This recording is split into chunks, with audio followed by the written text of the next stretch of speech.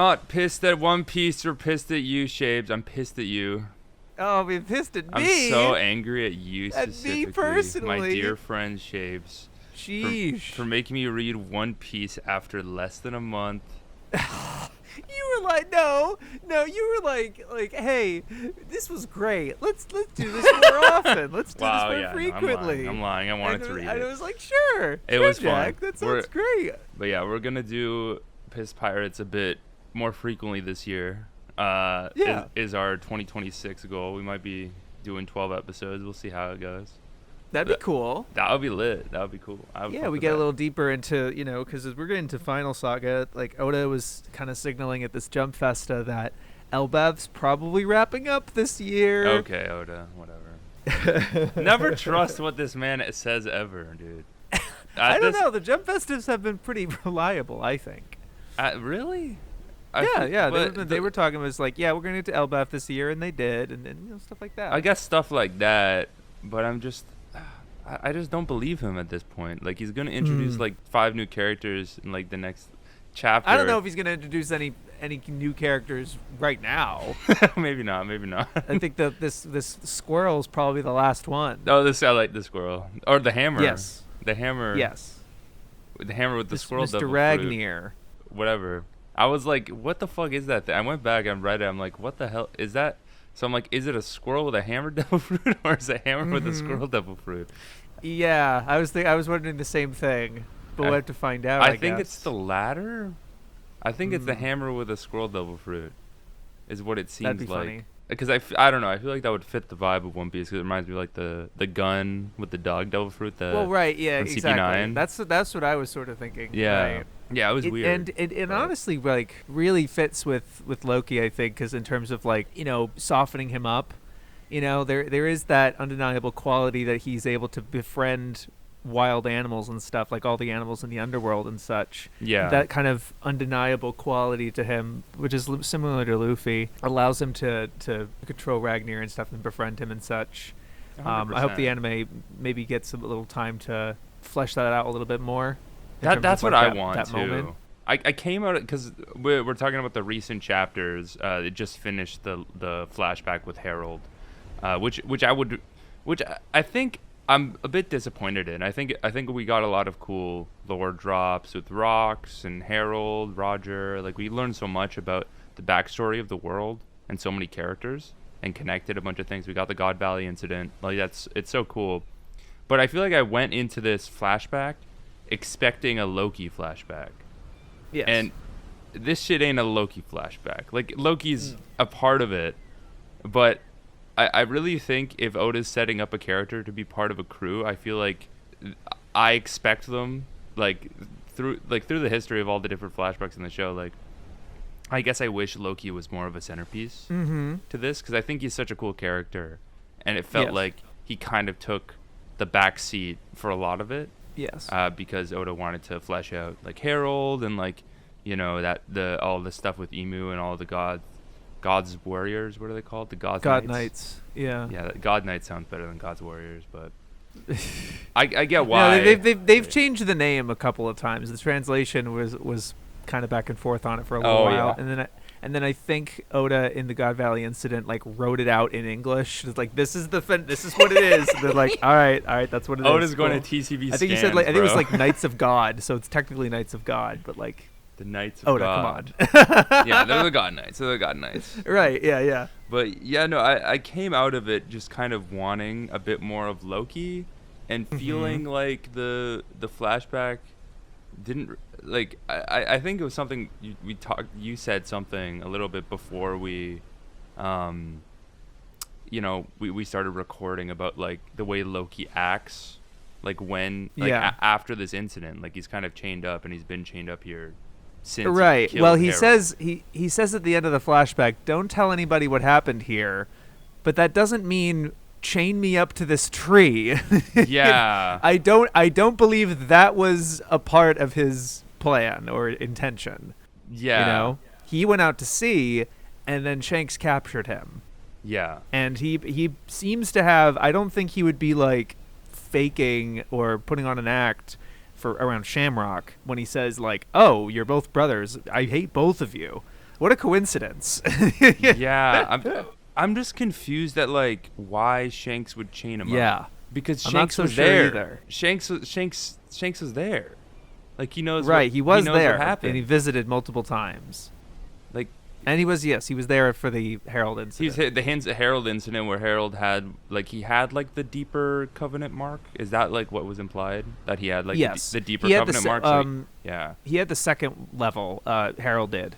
Yeah. Which was the same as the other Knights of God, which gives him immortality, but also he could no longer disobey Mu, and if he did, Mu would just control his actions. It was less a Domi Reversi and more he like influenced his thoughts to being just totally subservient to Emu.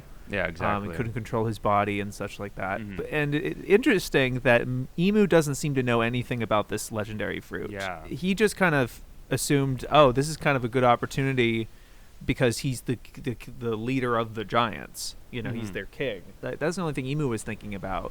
But Harold knew about the fruit and was like, I know I'm not able to eat it because Ragnir doesn't accept me. For whatever reason. It could be the fact that like he took the throne at like 15 and he was kind of a dick. Yeah, Ragnir just is holding a grudge against him. Yeah, or there could have been something where it's like Harold's not the guy, and Rox assumed that Harold was the guy. Yeah. Rox seems to know about Ragnir and that fruit. And when he says like there are 2 devil fruits I'm looking for, it could be that he was talking about Ragnir and the fruit that Loki ate, that Ragnir was protecting. I see. But he was saying that like the only one, like Rox's goal of being aligned with Harold and what he wanted out of Harold was having to do with the fruit, I think, because he's like, one of them will only get its full potential if Harold eats it. And then he's like, yeah, there's this Galila company that was captured and put on ice, and they can be controlled by Harold if he had this fruit. Whereas like he assumes he has the fruit. And I don't know if the Galila company and Harold having this fruit were mutually exclusive or not. So there's still a lot of questions left in this flashback, and not to mention even just with Harold, because like it's not entirely clear what Shanks wanted to talk to Harold about before it was too late. You know, like we talked at the Holy Land, but we couldn't really discuss anything because they would be listening to us. Yeah. But he's like, I want to be able to talk to him before it's too late, and he didn't get a chance to. I don't know what that specific thing was, or if it's related to Shanks's kind of greater plan, greater purpose. It has to be like it wouldn't be like Shanks being like, "Yo, what's your favorite like flavor ice cream or some shit?" You know, like it's definitely Shanks being like, "Do I go find a child named Monkey D. Luffy and give him the special devil fruit of the Gum Gum, and then he'll be the chosen one?" Yeah, like so it has to be some like grand plan or something in that vein. Right, and he had to take Loki off the table. Yeah. After it would have to have been out because he chained him up 6 years ago, and he had by that point he had already met Luffy, and Luffy had the Gum Gum fruit, and he lost his tattoo, his covenant tattoo. Okay. I guess I was misremembering like when Loki got like chained up. So like 14, they said it was 14 years ago Harold died. We had Yes. and then 6 years ago Loki came back to Elbaf and Shanks chained him. I think they were saying that he was captured at sea and then brought back to Elbaf and chained up there. I could be wrong about that. But that's the thing, right? We still don't have a full picture about Loki in terms of what he was doing out at sea. We know the only thing that we know that he did was interact with the Big Mom pirates to try to marry Lola. Yeah. And that was his first mention in the manga. Yeah. I remember we said the first illustration of it was so goofy, like the version of Loki, and then he looks so epic. But right. But yeah, no, I think that's it. Just makes me question Shanks's sort of actions in that way, right? Like, did Shanks know that Monkey D. Luffy would come to Elbaf one day? So therefore, 6 years ago, he captured Loki to chain him up. Now, I mean, I don't know about him I'm not sure because I don't think Shanks necessarily anticipated Luffy also befriending Shirahoshi, like one of the great weapons, one of the three weapons. Yeah. I think that's obviously I think his hope, because I think he just knows a lot about what's going on, similar to Blackbeard, where he knows more than he's letting on, and he has a whole kind of plan and such. I think they're both meticulous planners, and I think once Kaido was off the board, that's Shanks when he's like, hey, Ben Beckman, let's go get the One Piece. Yeah. Like, he didn't want to do it when Kaido was still when Kaido and Big Mom were still like active, Yeah. He thinks he can do it now that they're gone, and it's just him, Blackbeard, Luffy, and Buggy. Yeah. It makes sense. And so it's exciting that, like, Loki, now that he's free, I hope, and I think he will, if he'll tell Luffy about where Shanks is.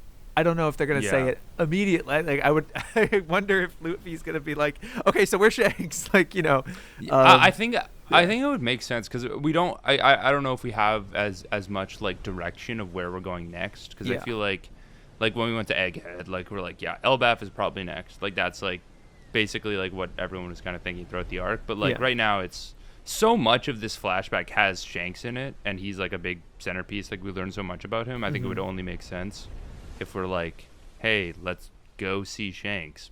Because at this point, Oda is teasing us with the amount of Shanks that we're getting. Like, we're getting like a pretty good amount. Like, we know he has a twin brother. We know he is a celestial dragon. He has this little mark. We understand like where he comes from. There's a earlier, I believe it was either there was like a cutaway to Shanks. I think it was during Wano. I think it was like when he shows up at that moment and whatever. He's like kind of reminiscing. There's a couple panels of there's this like really cute panel of him like holding the straw hat, like talking to Luffy and such, like telling him stuff about it. And there's a sequence of panels. He remembers the moment when he got his arm bit off. He's getting it bit off, and he's smiling because he knows what that means. Is the implication? Like, what's what? Oh, the big deal. Well, the big deal, Jack, is that him getting his arm bit off in Chapter 1 was not accidental. What do you mean? When he got his arm bit off, the Covenant tattoo came off. Oh my god! So he no longer has any. The world government can no longer control him. Oh my god! Yeah, I did not even. You put didn't even that, fucking. I didn't even put that together. Holy shit! Really? Oh yeah. Because I was thinking that because I was reading this. I was trying to figure out where. Like, I was reading these chapters. I was trying to figure out where. I'm like, I'm like 14 years ago. Did Shanks? No, I'm like, Shanks, I don't think got his arm bit off. Like, I was trying to like look at all these pages to see like which, like, which if he arm still was had both it? of his arms. Oh, yeah, yeah. like which arm it was, and I didn't even think. Yeah, no, that makes so much sense. Yeah, that's so crazy that like this, he has retroactively changed what happened. So I mean, obviously, folks like Nate are pissed. In Chapter 1 so much. Like, it went from like Shanks just being awesome and scaring Whereas him like, with wow, that was so intimidation. nice of you to do, Shanks. To like, you gave up his arm for the sake of it, whatever. Nah, bro, that shit was intentional. Oh, the smile. Yeah. Oh my god, I didn't even notice this. No, That's so of course. Crazy. Yeah. Oh my It's god, just an that's arm. so badass. It's only an arm, It's just Luffy, an arm. you know? Yeah, dude. So was he born with it? Like, from when he was talking to Gyaban in, I think, 1169. Yeah. Was he born with this mark? No. He went, got like, it when he went to the Holy Land. Yeah. He joined the God's Knights He for a joined the God particular Knights, yeah. for a particular reason. We don't know what he was doing up there. Yeah. I honestly think it was for intel. I think it was to That's find. what I'm thinking, I think it was to too. find out where this fucking devil fruit is. But that doesn't make sense because they've been trying to find it for fucking 800 years. Like, it's eluded their grasp, they said, the Gorosei. So I don't know how fucking CP9 got a hold of it. And then I would imagine that was kind of how Shanks. I think that was Shanks' cue once he stole that, where he went kind of AWOL on the God's Knights, and they're like, we haven't been able to there's that moment in the Herald flashback where they're like, we haven't been able to contact him.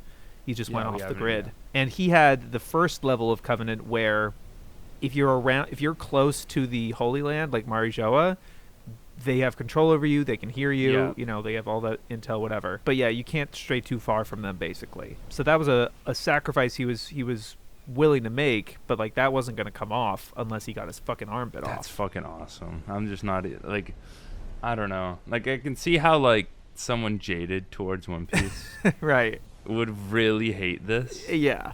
But it just like, I don't know. It feels like it makes sense to me. It does, And I'm because sure- it's like, I'm how the sure- fuck did he I'm- let that happen?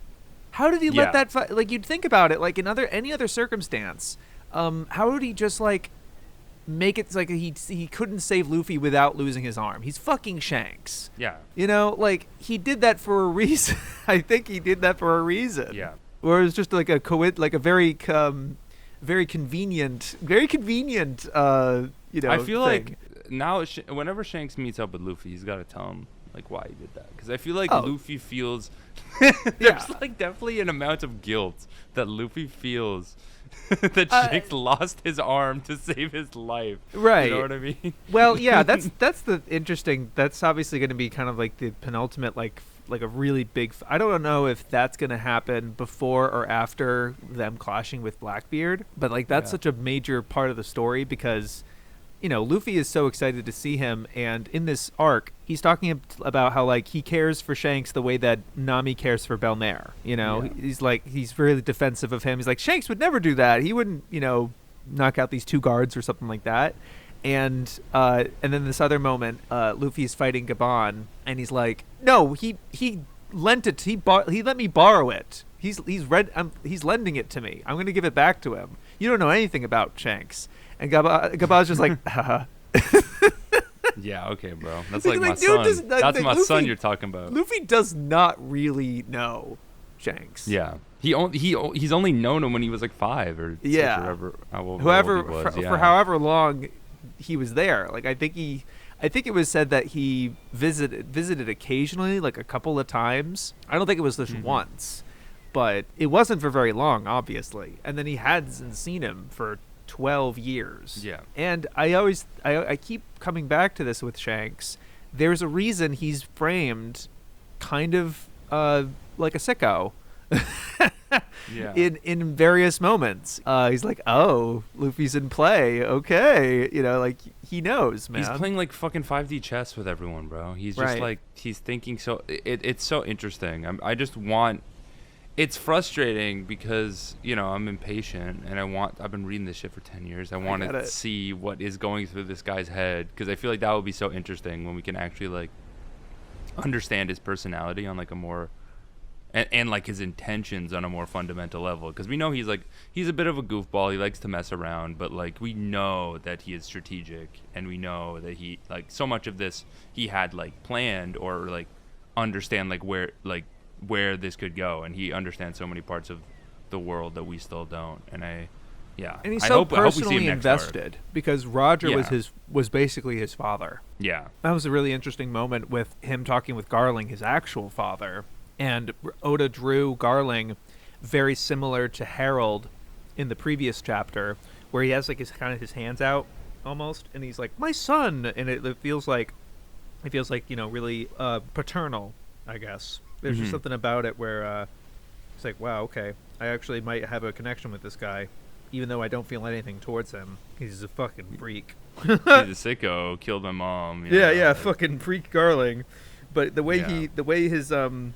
his hands are drawn in this chapter, I'll send the page, is similar to previous chapter at the very end of this emotional moment.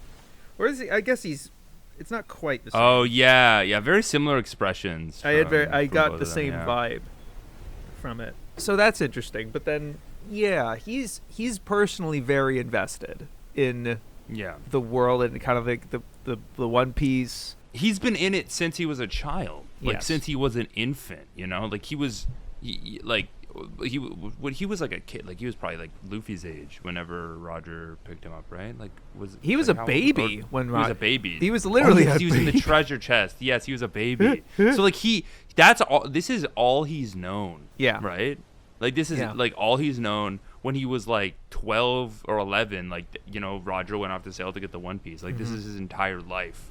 Like, no wonder, like, this is the only, like, he has dedicated his entire life to this because he's been so in depth into it. Like, he was in the Pirate King's crew since he was born. Yeah. Like, it makes so much sense now. Yeah. That, like, yeah, he's so invested in it. And it's similar with strong. Blackbeard. Is the same. Yeah. He's in the same boat because his whole life has been like this as well.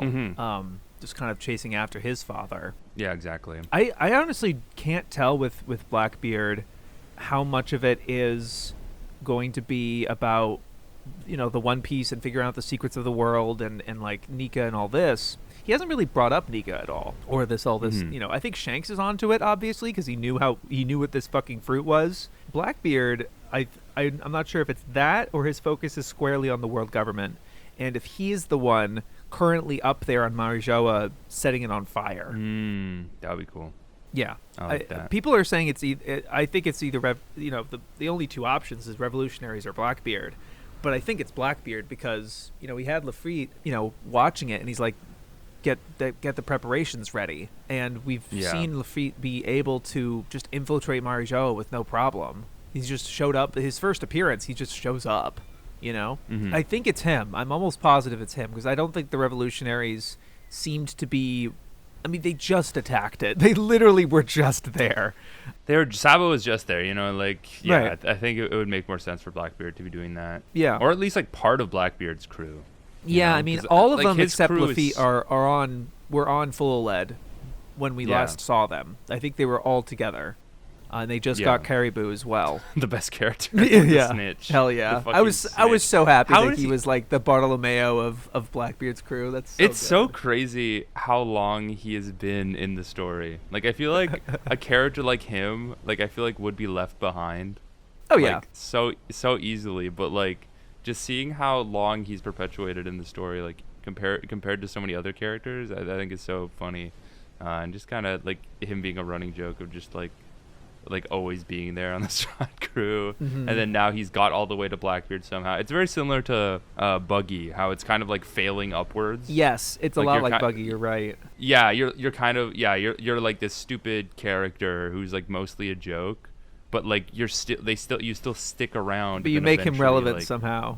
You make him relevant, in Yeah. this like interesting way. Yeah. Loki also has in his first appearance, he has a special government bounty of 2.6 billion, which is a lot. Caribou? Loki. Oh, Loki. I was like, Caribou has No, 2.6 billion? What? What kind of manga we read? Yeah, okay, so Loki has 2.6, and Luffy is a billion. No, right? Luffy has like 4 billion. Dude, I cannot remember the bounties anymore. No, I that's guess. fair. Loki.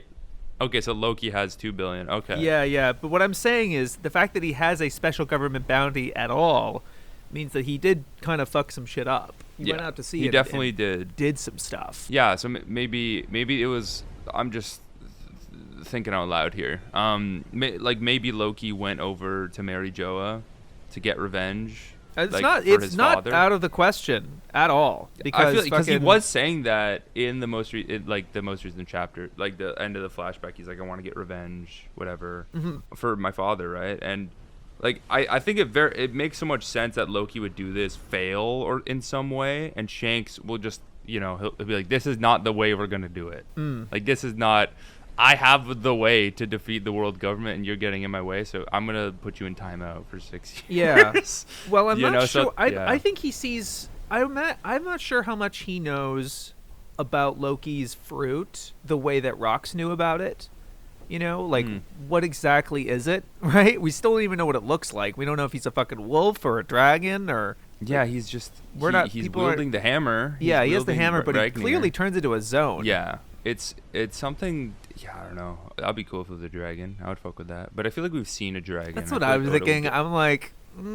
I'd be cool if it was like Fenrir, like a cool wolf thing. Yeah, I don't that'd be cool. think there's anything like. I mean, there's the Sulongs, but that's about it. Yeah, like a trick, maybe like a fox or something, like a trickster fox. 'Cause I feel Yeah, like yeah. Loki in like Norse mythology is very like of a trickster character. Oh yeah, So yeah. maybe something like a fox or Tanuki or something. Right. The Tanuki, he gets the Tanuki leaf from fucking Super Mario World, and then he gets the tail and stuff. Yeah. Yeah, no, I at first I was like, when I read the chapter, I'm like, Loki got the hammer fruit. I'm like, oh no, that's just the squirrel. Yeah. I'm like, did he eat the squirrel?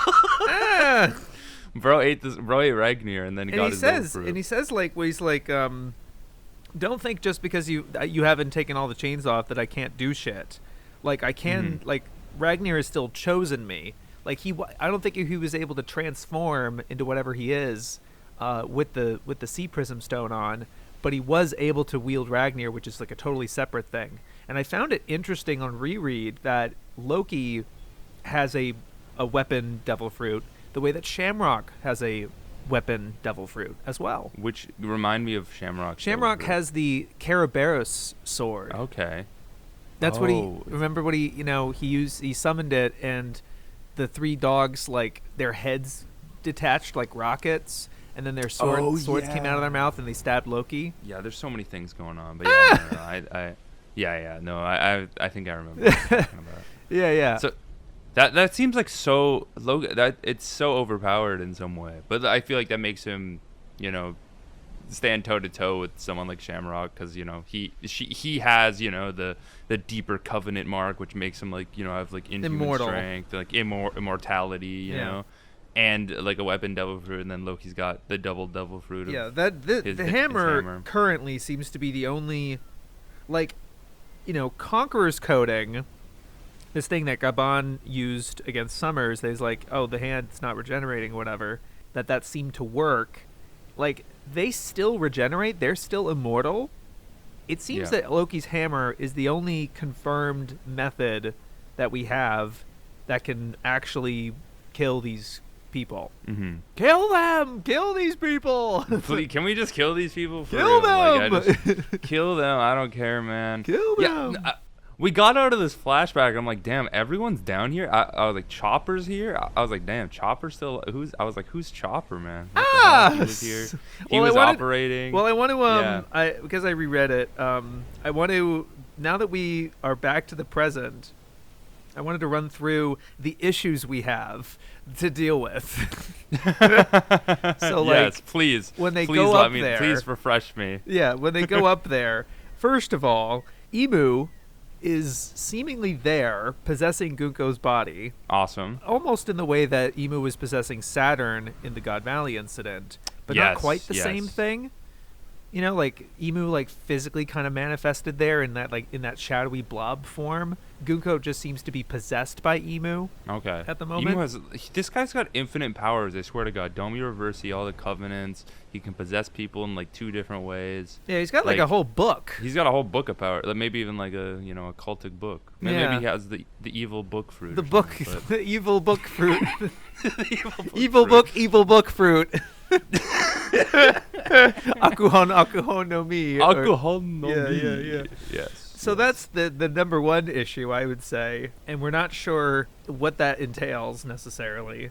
If I would imagine it is a case where some strong enough Conqueror's hockey, like with Joy Boy's hockey with the knot from Emmett, that disrupting kind of like the Wi-Fi signal that the Gorosei were using to kind of apparate onto Egghead.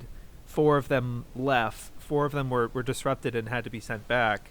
But the only one that was left is Saturn, because he was physically sailed there. Yeah. But exactly. The all the God's Knights are summoned there, through the abyss as well. Yeah, through the pentagram. Through the pentagram, right? Which was exactly how the 4 Gorosei were summoned. Maybe not quite the same. I'm not sure if it's exactly the same pentagram. I imagine it is. Yeah, it would be weird if Emu had 2 ways of teleporting. There's 2 different pentagrams. Like there's 3 different fucking covenants apparently. There's 3 tiers to this, right? So there could be a case where if you do a strong enough Conquerors, they just fucking go. They all just fucking disappear. What they would have to do, and I don't know if they would have the wherewithal to know about this, because they weren't really sure. They're not, they're not us. They're not the fucking reader, right? You would have to get rid of the fucking pentagrams, otherwise they can come back to Elbaf. True. So I don't know how they do that. I don't know how to get rid of the pentagrams yet. But they would probably have to do that. Otherwise, they'll just keep coming back. I just came up with a really good theory for what Loki's devil fruit is. So like we know how like Shanks, he got his arm bitten off by the beautiful sea monster in chapter 1 because to get his pentagram off. What if Loki's devil fruit, he has the tattoo remover no mi, where he can go up to each of the gods' knights and remove their seals with his powers. That would be interesting. I think you're on. Yeah, I don't genuinely. I feel like there's something to that where they like Gabon just uses his Conqueror's Hockey to chop off their arms with the pentagrams. Like I feel like they established that, and I really think that's like the ultimate way to disarm these characters. You're totally right, though, Jack. I think you're absolutely right, because it is a case where, it looks like they're immortal. Like, oh, I stabbed them and not working or whatever. The thing is, though, I'm not totally certain, because it's not like Loki targeted Harold's tattoo. Harold's tattoo was on his left arm, and Loki kind of hit him square in the chest. Yes. So I don't know. I think that is more strategic. Like, I think that sounds more like what Oda would do in terms of like the solution, right? Quote unquote.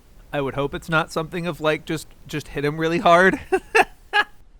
Yeah. Ragnir is just so strong. I guess that works. Right. Loki does the big punch. Yeah. Right. It's yeah. I don't know. That I would hope that's the case, actually. Yeah, there's probably some godly power to it, because I feel like so much of like Emu's sort of aesthetic, like a lot of his powers, like Domi Reversi is literally like turning people into devils and like demons, right? Yeah, like, they flip. Like, he flips them over. Yeah, and Nika is like the god of the sun god, like the god of the sun. Like I wouldn't be surprised if the devil fruit that Loki ate was another god fruit, like quote unquote, because Emu said the Elbaf is the people of the D. I think he said in one of the recent chapters. Yeah, Elbaf is of the D. Elbaf is D. Elbaf huwa D deadu. Which I asked. I asked fucking Greg. Oh, nice. On Twitter or whatever, he was talking about it, and I'm like, what does it say in Japanese? And it's like, is it like Elbaf huwa D? And he's like, yeah, Elbaf huwa D deadu. Okay. So they are D. They are D. They are D. So like, I wouldn't be surprised. Nika's obviously Willa D, like the Willa Davy. And I mean, there's those. It's so interesting. We still don't really know what that is. It's like people were thinking D was representing Half Moon because of what the Harley was saying. Really, I think Destiny is a really strong candidate. Will of Davy just seems like it's it as well. I feel like it's Willa Davy. Like that's what I was thinking of reading, like the flashback, because they mentioned like Davy Jones and stuff. And I think for sure. Although Davy, that was going into people were almost speculating that Davy Jones and Joy Boy were the same person, which they're not. I wouldn't be surprised. Which they're not. Oh, they're not. The way that Rox talked about them. Right before he got Domi Reversied, he's like, I wonder who scares you more, Joy Boy or Davy. I think they're duality. I think they're two different people, and they're currently being embodied by Blackbeard and Luffy. Just the way that they're polar opposites of each other in terms of taste. Like that was always the most compelling dynamic for me. The fact that the two didn't even know each other at all, and they have like opposite tastes. Like this pie is so good, this slander is so good, I could die. Fucking yeah. It's so bad. The fact that they pit each other like that, and yet they're both pirates, like perfectly equally valid pirates.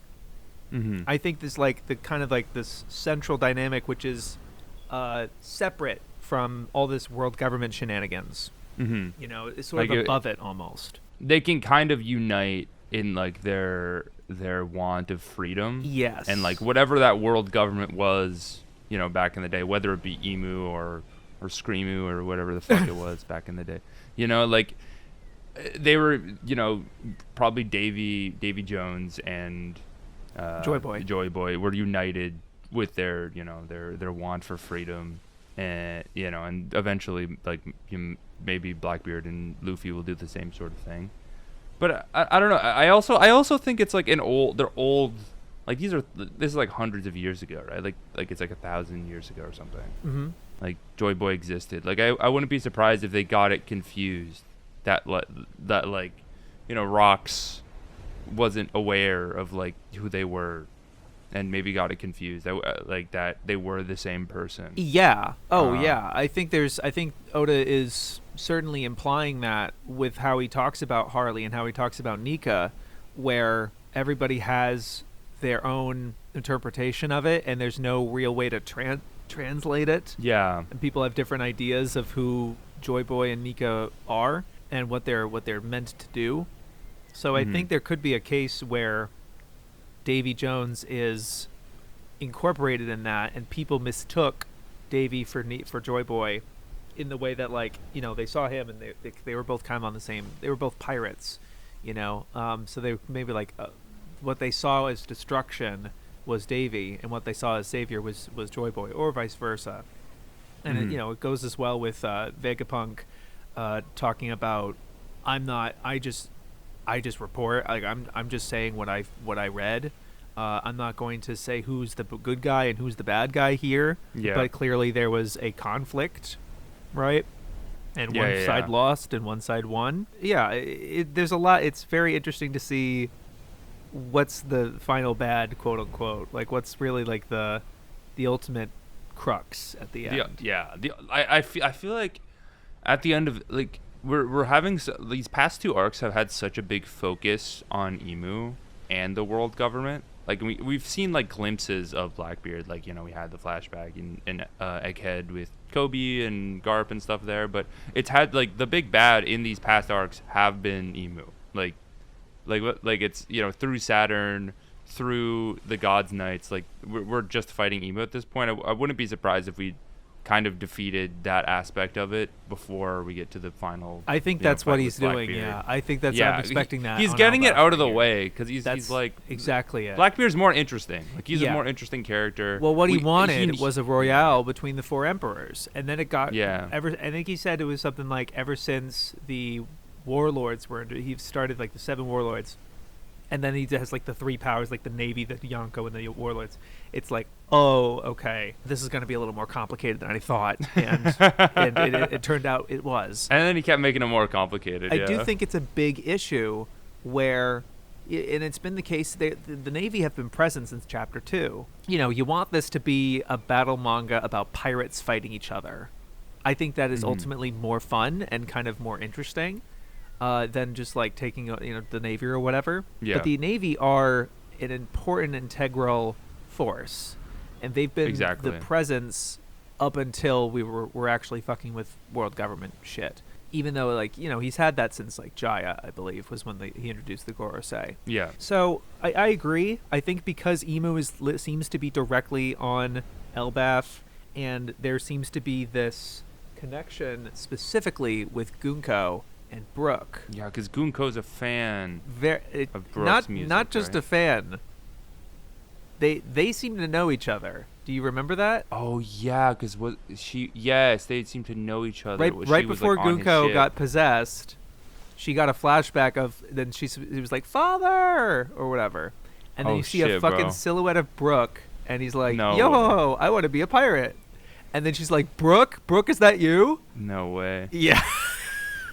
And fucking Brook is so cheeky. He's so fucking cheeky, dude. He's like, "Oops, did I just take this arc from Usopp? Oops, Did I just take this arc? That evil spare motherfucker. feet, spam. Yeah, fucking. Well, you got to give something to Brook. At the end of the day, okay, Usopp's got a lot.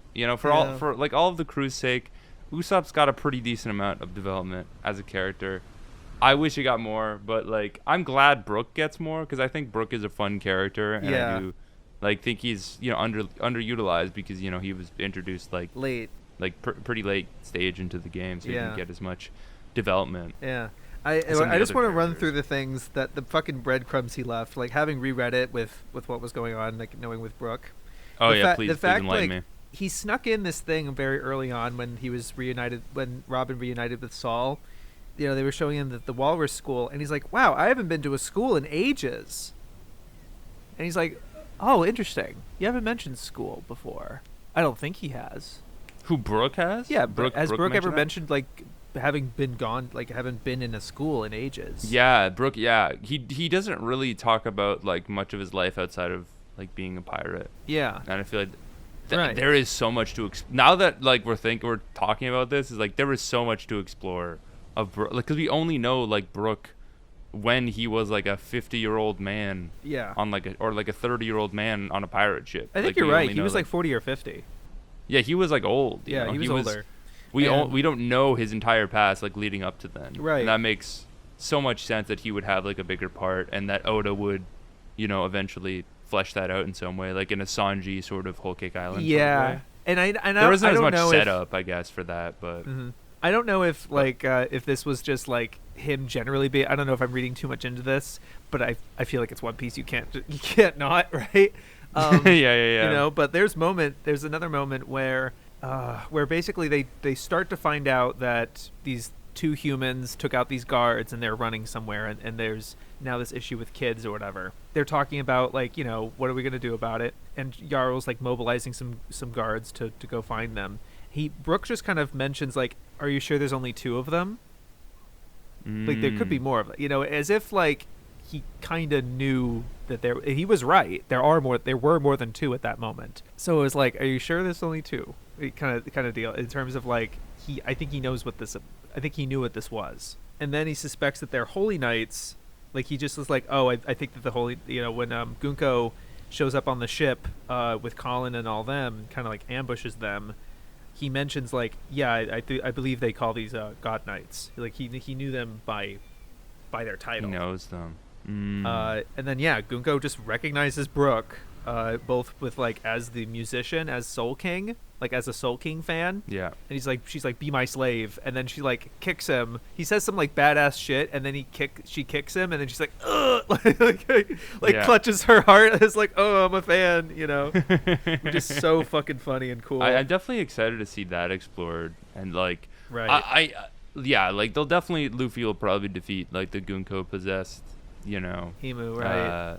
Emu, right? So, people are wondering if like, I think you alluded to it earlier with the Domi Reversi thing. If Luffy as like the Nika, as that power can somehow kind of counteract the evil magic, quote unquote, of Emu. I feel like Loki has that power more than anything. I feel like Loki has that power because like, how else did he kill Harold? Well, Harold was seemingly different. So easily. Harold was different because it was the covenant, right? It was like the contract, but Domi Reversi is like its own thing, and we don't necessarily want to kill Dorian Brogy, right? I mean, maybe it has to turn out that way, which would be sad. They're not gonna but kill. Shay, just One Piece. You think they're gonna kill Dorian Brogy? Are you serious right now? No one's you never dying, know. You never know. He doesn't kill no one, bro.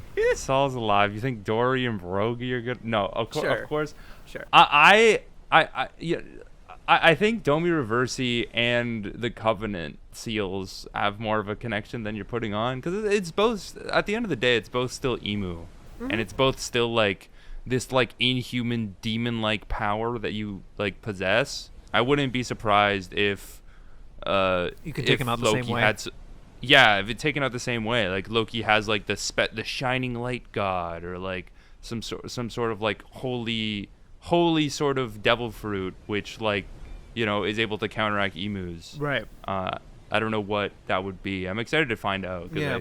Let me keep running down what's going on up there that they're going to run into, right? Yeah. So there's Emu Gunko. There's the Domi Reversi giants, which we've been talking about.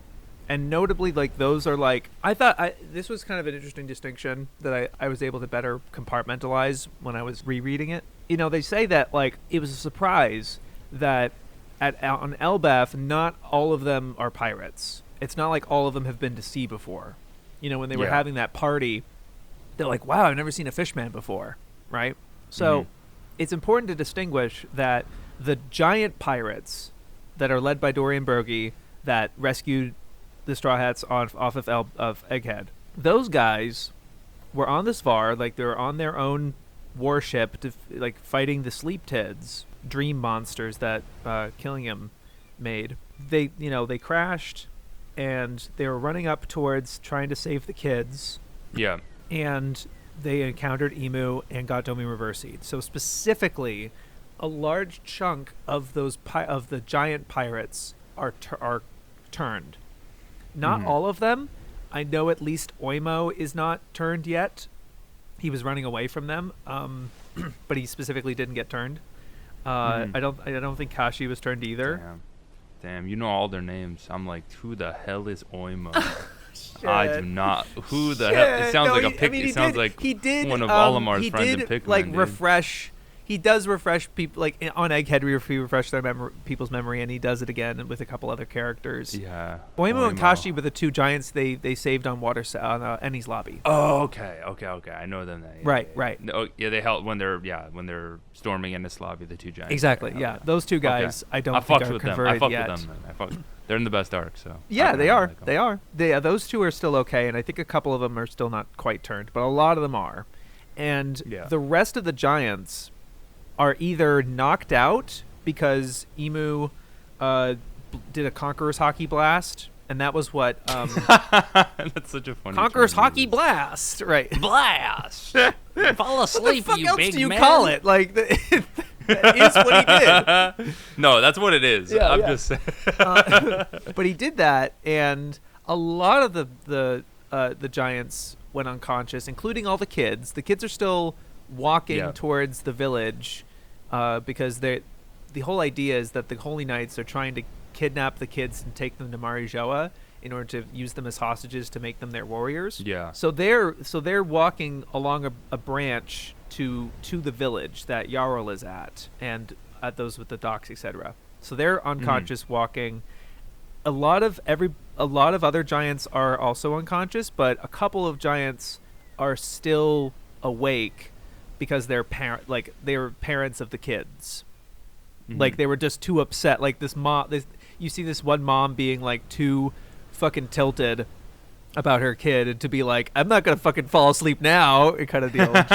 She's gonna go save her kid or whatever. That includes Ripley as well, who has Frankie, Lilith, and Bonnie with her. Nice. So those 4 characters are still in play. Frankie's the only character up there right now that can do anything. But Usopp, Robin, Nami, they're all like tied up in chains, right? So yeah, Usopp, Brook, Jinbei, and Nami, those 4 are tied up with Gunko's arrow fabric. And they confirmed that you can't cut them with a knife. I don't know, and they don't seem to be able to get out of them. They said that, and they were like, we can probably only get out of these if Gunko is like disabled, is like, you know, if we knock her out or whatever, you know, like the way devil fruit powers work, right? Yeah, exactly. So we can probably only do that if Gunko's knocked out. Robin is also incapacitated, but she's incapacitated by Summer's thorns. Yes. Which is different. She because saved the kids, right? What? Didn't she save the kids from like jumping off that cliff? No, that was, they had the kid like off on the cliff, but they conceded to the Holy Knights' demands, and the Holy Knights, so all the kids are still okay. Yeah. None of the kids are like officially saved yet. Yeah. But what she is capable of doing, like the fact is that she can move and do, she's like, I gotta do something. But so she is capable of using her powers, and notably she's probably gonna, I think she's gonna try saving the library, which is on fire right now. Yeah. So they set the school and the library on fire, and there's no solution for that yet. So that's something that she's probably has to focus on. But she is still able to use her powers and kind of do something. Emu ordered Summers to escort the kids, so he's going to be with the kids, I believe. Awesome. Killingham, he just kind of like cut loose because Emu is on the island, so he's like, he feels kind of confident, so he's in his like man beast form, his like altered kind of humanoid form, and he's just kind of reinforcing the sleep tids basically, because it seems that when Emu Conqueror blasted the kids, they saw like the demon, like the fucking demon form that she was in with the fucking black wings and the devil tail and stuff like that, so they're dreaming of that, and those dreams are coming out of the hole, or coming out of like the dream hole or whatever. Yeah, their nightmares are becoming real. Yeah, exactly. They're being more reinforced. So all of the sleep tids are like, all the ones that they took down are getting back up, and more of them are coming out. So killing him is pretty much having that army, and he's kind of in control of that. Yeah. So there's a lot of motherfuckers to take down. There's just like there's a lot. Yeah, and all we have is the king, his wings, and the new giant pirates, and Loki. That's kind of it. Yeah. Did you refer to Luffy as the king? Yeah. The king, his wings. I was like, what king? Oh, yeah, you know what I'm talking about. The pirate king? The king, his wings. I know. Oh I God. got that from fucking Recon. What about JINBE? I got that from fucking Recon because like every time Luffy shows up on a page, he's like the king. The king is here, dude. Right. Like it's. But JINBE is one of the wings, bro. His bounty's higher than Sanji's. Okay, come on. You don't believe that? I don't actually. You don't think I don't. Sanji is he's like Luffy's right hand man? Yeah, man. He's fucking the helmsman. Sanji, like he said it in the whole cake, man. It's like I can't become king of the pirates without you, man. It's true. Without Sanji. God damn, man. So good. That's so interesting. I don't know. I'm excited to see what happens, and it's like all of the strongest characters aren't in play, like on Luffy's side. Like it's Luffy, Zoro, Sanji, and Loki. Like I feel like them stepping into play very much will change the tides of it. All they have to do is take down 3 dudes. Really, it's real. Like this shit is not that hard. No, I mean you take out killing him, all the dream kids are gone. You take out Emu. I actually don't, specifically Gunko. I mean, I don't know. I don't know how much Emu will have control over. I don't know if the Omuverse goes away. I don't think it. I think it stays because, like, during the God Valley incident, Emu left while Rox was still turned. I'm pretty sure it stays like forever or something until they're dead. Yeah, I believe it's still. I believe that's insane, like a thing. It doesn't necessarily go out if Emu gets knocked out. But if Loki reverse cards it, I really think they'll have a fighting chance. I think the only like card that like Emu's side has is that they have control of the kids. Yes. And I really think that's like their hostages. Yes, they are. You know what I mean? Right. And that's like what's put them in this situation, and that they basically have to wake up these damn kids first, like out of anything. Save the kids, yes. Save the kids, hashtag, like the crypto scam. Yeah. We got to save the damn kids. Right. And I think that's going to be interesting. What do you think Loki's Devil Fruit is? Well, it's obviously a zone, right? Yeah. But in terms of what it does, it's interesting because we do have bits of conflicting information. I don't know if it's conflicting necessarily. Like Ragnar clearly has electric powers, like lightning powers. Yeah, like Thor. Yeah. He's able to set the fucking atom tree on fire, with the lightning specifically. But this latest chapter, the attack that he used was like a combination. It seemed like lightning, but also like ice. You know, against like the skeleton Sleep did. Yeah. Yeah, it does look like ice, kind of. You know, there's some weird crackly thing to it, but it looked like ice. It looks. I think it's a bit confusing because we're in like the lower part of Elbaf, That's true. It is like a snowy area, so that could just. Yeah. But also, you know, in this TCB translation I'm reading, it's like one of the subheadings is a chilling attack. Yeah. So maybe it is something to do with ice. And the way it's drawn, you know, it feels like he kind of encased him in ice. Yeah, 100% he is encased in ice. But like the kind of like crackly or something like that. Some he might be an ice wolf. You know, kind of electric ice wolf. He's like an ice wolf. Rawr, yeah, rawr. Yeah, you know, what a Fenrir or whatever. Fenrir, yeah. No, I think that makes a lot of sense. Yeah, the zone type, like fucking wolf god, something like that. People are also the saying dragon, I god. think, because they were looking into Norse mythology, and I think there's something like a dragon. We already got a dragon though. I don't need another dragon. I know. Boring. That's sort of where I'm at too. I don't want another dragon. We got Kaido. We got Momonosuke. We don't need another one. You know. We need a wolf like the guy from Water 7 who turns into stupid wolf. What's that? Steppenwolf?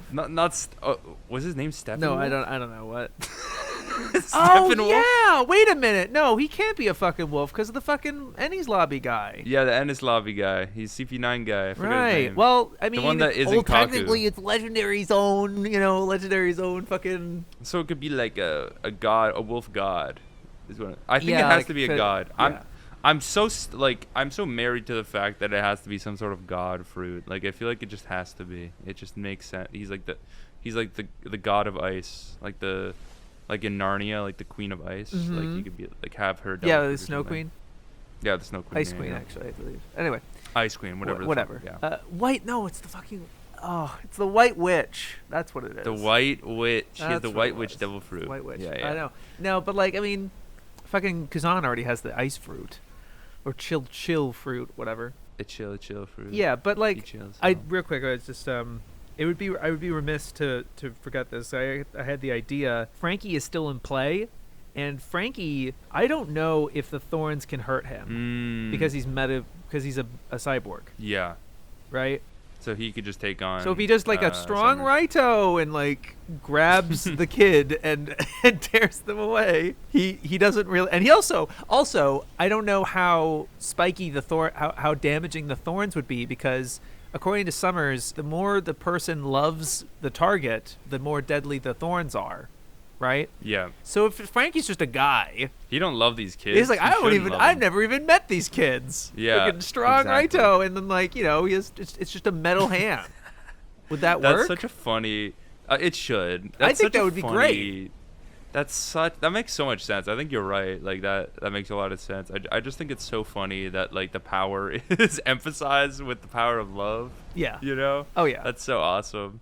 But I hope it's like a someone. pragmatic solution, like how Enel's devil fruit.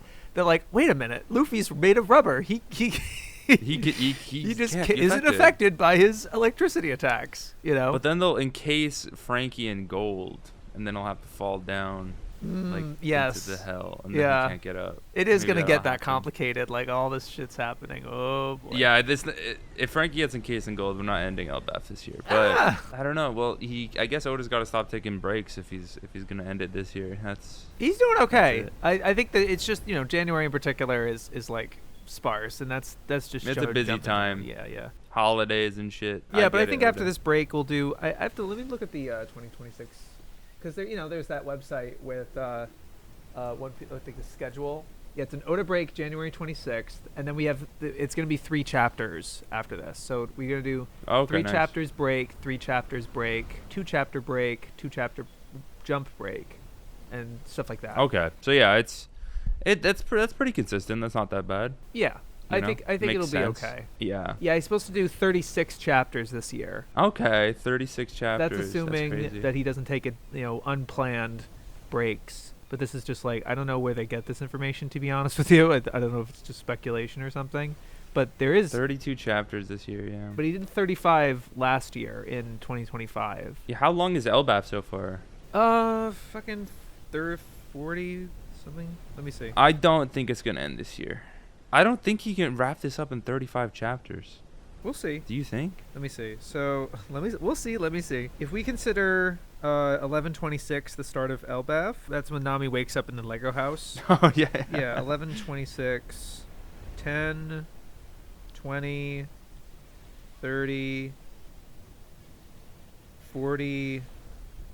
We're now at 41, 42, 43, we're at 45 chapters without 45 chapters. Okay, yeah. Interesting. That's pretty long. Yeah, that's pretty long. Yeah, and I mean, I feel like like I said, I think I said this at some point. This felt a lot like Fishman Island, in a way, in terms of how like setup, conflict, flashback, resolution. Yeah. Let's go out and save now let's go and save the day now that we understand things or whatever. I feel like it's structured very similar in that way. We'd probably have another, like 20, 25 chapters. And so if it's 36 this year, I think he could finish Elbaf this year. Okay. I trust you. But of course, I think what could potentially extend it is a couple of things. Like there's obviously anticipation of whatever, if he's going to do stuff with Brook and Gunko, if he's going to like flash back to that, We get another flashback. Yeah, I don't know if that's going to affect anything. I feel like Oda is like he's in a point right now. He's like, I could, like, he has it in him. He's like, we should do the flashback, but maybe he's gonna hold back a little bit. Right. Or he could actually make it short. Yeah. Like some of his flashbacks, man, are very efficient. I don't know if you can though nowadays. I don't know. Yeah. Do you think? Yeah, maybe I could. Yeah, maybe like a 2-chapter flashback. Like that's not too much. Right. But we're just coming off the longest flashback in the entire. Yeah, by 4 series, chapters, I right? believe. I think the Right. total was 19 chapters. Yeah. And the second longest was Odin at 15. But these chapters are dense, man. You really never know. I guess why I was disappointed in this, like I think the flashback was really cool. Yeah. I liked learning about the God Valley, but I think what makes me so invested in One Piece flashbacks is how I feel like emotionally invested I get in the characters. Yeah. And I think I was, like, to some extent with like Rox and Roger and Harold, but I do think having the God Valley in the middle of it before like the whole thing with Harold kind of like deflated any like sort of it stole tension in its a way? thunder, because it stole the thunder. Yeah, it's different from the Odin flashback where Odin does this really cool thing, this really special thing, and it's a highlight. It's kind of a good thing, like his adventure with Roger and Whitebeard and finding the One Piece. That's like a highlight of his life, you know? Exactly. But you know that it's going to go wrong. Like, you know that thing's under the surface because you know what the outcome was. So it kind of narratively led into had this flow of, like, you know, his beginnings and then this high point and then tragedy at the end. Mm-hmm. This was like the similar flow and then tragedy and then another tragedy we were already expecting. Like this was like the Orist Castle thing was sort of formality by that point. It's like, oh yeah, we have to figure out. We have to figure what that was, you know. But it seemed like everything else had been going on that, you know, all of our and similar with the Kuma flashback was a similar thing where it's like that had a natural flow to it of, like, you know, a natural end almost. Exactly. This was like, yeah, like we're gonna like it's like Oda inserted a different flashback into the Loki and Harold flashback. Like that's what and it all connects. I feel like I get it. It makes sense to do it now. I do just think it ruined, like, I feel like my connection a little bit to, like, emotional connection to Loki and Harold, I think, at the end. Because I think if it was purely focused on their story, like, I think I also, in this alternate universe where he does God Valley a little bit later in the story, I do think everyone would kind of be impatient as well. Like, the readers would be like, oh my God, just tell us what happened in God Valley already. So I get why he would do it here, but I do just like Loki a lot, and I wanted to, I guess, feel more emotionally invested in his story, but I don't think this flashback really did that. You know what we're missing as well, which is also sort of different? He not only had to deal with killing his own father, but there was the additional tragedy of losing Ida as well. Yeah, exactly. So that took a lot of emotional heavy blows as well. So it was sort of like blow. It was just nothing but fucking misery for him. And on top of that, what leaves it kind of empty, what leaves it open is just the way that Oda wrote it. We don't have everything. We don't have all the information yet. Yeah. Like, there's still questions about what Harold dealt with in the Holy Land. Like there's that thing that Gabon alludes to. These newly arrived Holy Knights played a pivotal role in Harold's story, but Loki still doesn't know exactly what happened to Harold in the Holy Land. If you need more details, I can explain. And then they're like, that's not necessary. We don't need to do that. And I'm not, you know, I don't want to be one of those fans that, like, we need to know everything, right? But I think because of the way he left it, and there's this, the notable thing is the whole stuff with Lola. You know, it was the one bit of information we knew about Loki for years before he was introduced. And the fact that they haven't brought it up a single time at all, ever, right? Yeah. It's just, I don't know. It's not like I don't know if it's an Oda forgot situation. I don't know. I was thinking that. Yeah. But I don't know if it's a case. I wouldn't be surprised. Right. Well, it's also like, I feel like it was like one moment, right? Like, yeah. like, it also doesn't really matter in the fucking grand scheme of things. I don't think so. I feel like that part doesn't matter as much as like fleshing out his character. How did he get his bounty? Like, right? Yeah, how did he get his bounty? Like, I think that's so important. Yeah, yeah. And why did Shanks capture him and tie him to the fucking tree? Yeah, and we probably won't figure that out until probably this arc is over, something like that. I wouldn't be surprised if we got like a sort of flashback of that, like if Loki joins the crew or the Giants probably will join the Straw Hat Grand Fleet, most likely. Yeah, well, I think I've said it in the last episode, but I think that Loki's place in the story going forward, I don't think it's on Luffy's crew. Yeah. I think it is going to be a case where he is a strong ally in the way that Momonosuke, Yamato, and Kinemon are strong allies. Yeah. And Shirahoshi is a strong ally, which is great because the two of them are probably a fucking couple. Yeah, low key. Oh my god, I ship it. Right. I actually ship Just so that. good. They're so. At least that I'm works. pretty sure. Well, everyone is highly suspecting it. Yeah, but that'd be awesome. and Vivi, right? Exactly. There's like these major allies and the Straw Hat Grand Fleet, whatever. Not to mention just his countless fucking friends that he's made along the way. And here's the other thing that like with rereading it, it really seems like the idea of a big war, like a final war, quote unquote. I think Oda is writing this arc in such a way that's like, don't expect that necessarily. You think? Because I think it's just because the way that the world government is clearly wanting that. That's why they're invading Elbaf, is to make them their warriors. And Emu is like, a great war is coming that's going to envelop the entire world. And Nami's like, a war that's never going to happen, or something like that. This resistance that Harold had, like, which was part of his huge folly, it's just like, I was really trying to avoid a global conflict. I'm looking for to unite everybody. Yeah. I think it's a case, and they don't want to go to war. The thing is, right, Elbaf as a country,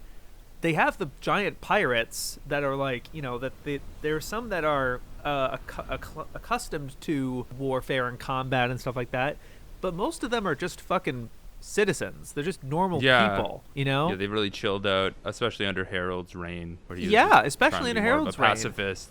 Yeah, pacifist sort of nation. Or even just the fact that, like, even before then, it was only certain groups that would go out to sea at all. And those were, like, the adventuring types. There was Harold and that crew that was, like, plundering things, and they were terrifying. And then the Giants Pirates, which was Dory and Brogy. They were, like, there was, like, the notable people. But there are giants all over the world, right? There's, like, Ida with the South Blue, and like, there's giants all over, not just on Elbaf. And Elbaf, a lot of them just, like, didn't leave the island. So it is a case, I think, where it's like they're not really they're warland Elbaf. That's what they're known for, and especially their past. But they're not, unless they're fucking brainwashed to do it, right? I don't think they're necessarily accustomed to that. So I think Oda is trying to signal, for me, I think he's trying to signal that it's going to be a lot of players that are coming to a head. It's going to be a conflict of some kind. But in terms of a war, perhaps on the level of like Marineford, I don't know if 100% if that's happening. Especially because he would have to do that on top of the fucking 4 emperors fighting each other. I feel like those things can happen at the same time. That is so fucking much, dude. That's the thing, though, because that's why this shit's gonna go for 15 more years. Is because he's gonna do that. He's gonna do that, and the arc is gonna be like 5 years. He also got that out of his system in Wano, I think. Like, that was what Wano was just so many. You really different... think so, Shapes? I do not believe Oda can get this sort of thing out of his system. It's a disease in his mind. He has a disease to make all these awesome characters fight each other, and I know. Like, it would be strange. Like, he's setting up all these, like, chess pieces in a row. Like, he's setting up all these characters to ally with Luffy. It would be so... I feel like strange for the story to not have a giant war where all these characters fight each other. Right. Especially with Marineford, right? I'm not saying they're going to get benched, necessarily. I do obviously think he wouldn't reintroduce Vivi and put her in a position to have her be relevant again if he wasn't going to use her. Yeah. And... I think he makes good on his promises when it comes to things being relevant again. When he says, when he has Luffy say, like, you 3, like, we're gonna go out to sea. I want all 3 of you, Kinemon, Yamato, and Momonosuke. He wants them on his side. He wants to, call upon the Zoes and everything like that. There's the Harley, not the Harley, the fucking mural. You see this big fucking monster holding a sun on like the left side. And can you visualize? Do you remember this? No. Oh, okay. No, One Piece yeah, I was mural. like, wait a minute, but Jack might need a refresher. One Piece mural panel. I found. Oh no, this is this one. Yeah. Yeah, the mural, right? The giant, that one that Frankie's looking at, right? Yeah. So on the left there, you see like a ton of different characters, like a giant, a mermaid, a couple little Foxo-looking characters, even a little Pushin, the fairies from Dressrosa. Yeah. The samurai are there. There's a big dude that could be like a buccaneer, perhaps. These are all like allies of Joy Boy, and this is why that they were not This is why they were not part of the world government. This is why Wano was not in the world government. Alabasta was not one in the world government. Actually, no, Alabasta was technically, I think, because it was all the Lily stuff. Yeah, Lily. But they're still part of it technically, because like Cobra was invited to the summit and everything, invited to killed Reverie. his ass. Yeah. But the fishmen are not, and then the Buccaneers are hunted down, and like the Lunarians Yeah. is a whole other thing. All these different factions are like kind of against the world government because they allied with Joy Boy, right? Like Elbaf is of the D, and Vivi is a D, and stuff like that. I do think that there is some uniting that's going to have to happen, because Vegapunk, the whole idea with Vegapunk's message, kind of uniting everybody. Our world is going to sink into the ocean if we don't do something.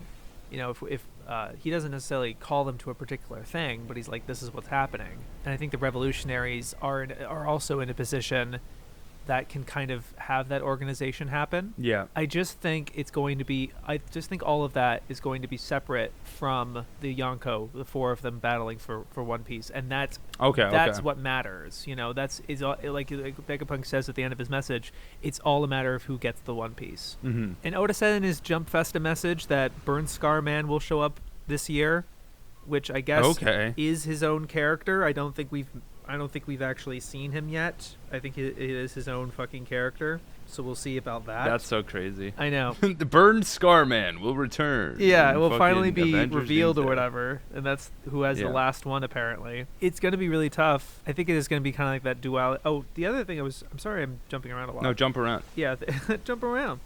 The other interruption that I can see this kind of going longer than anticipated in terms of Elbaf. Again, it's that Brook Gunko relationship. I think if he tries to flesh that out, I think that could take some time. The other thing is if he ever turns focus away from Elbaf onto whatever's going on at Mary Joa or elsewhere. There's that, Louis Arnault quote. Oh, yeah, it was like something about time, wasn't it? It was like a time Right. quote? He says, do not regret your lost time here, and do not overstay your welcome here. Yeah.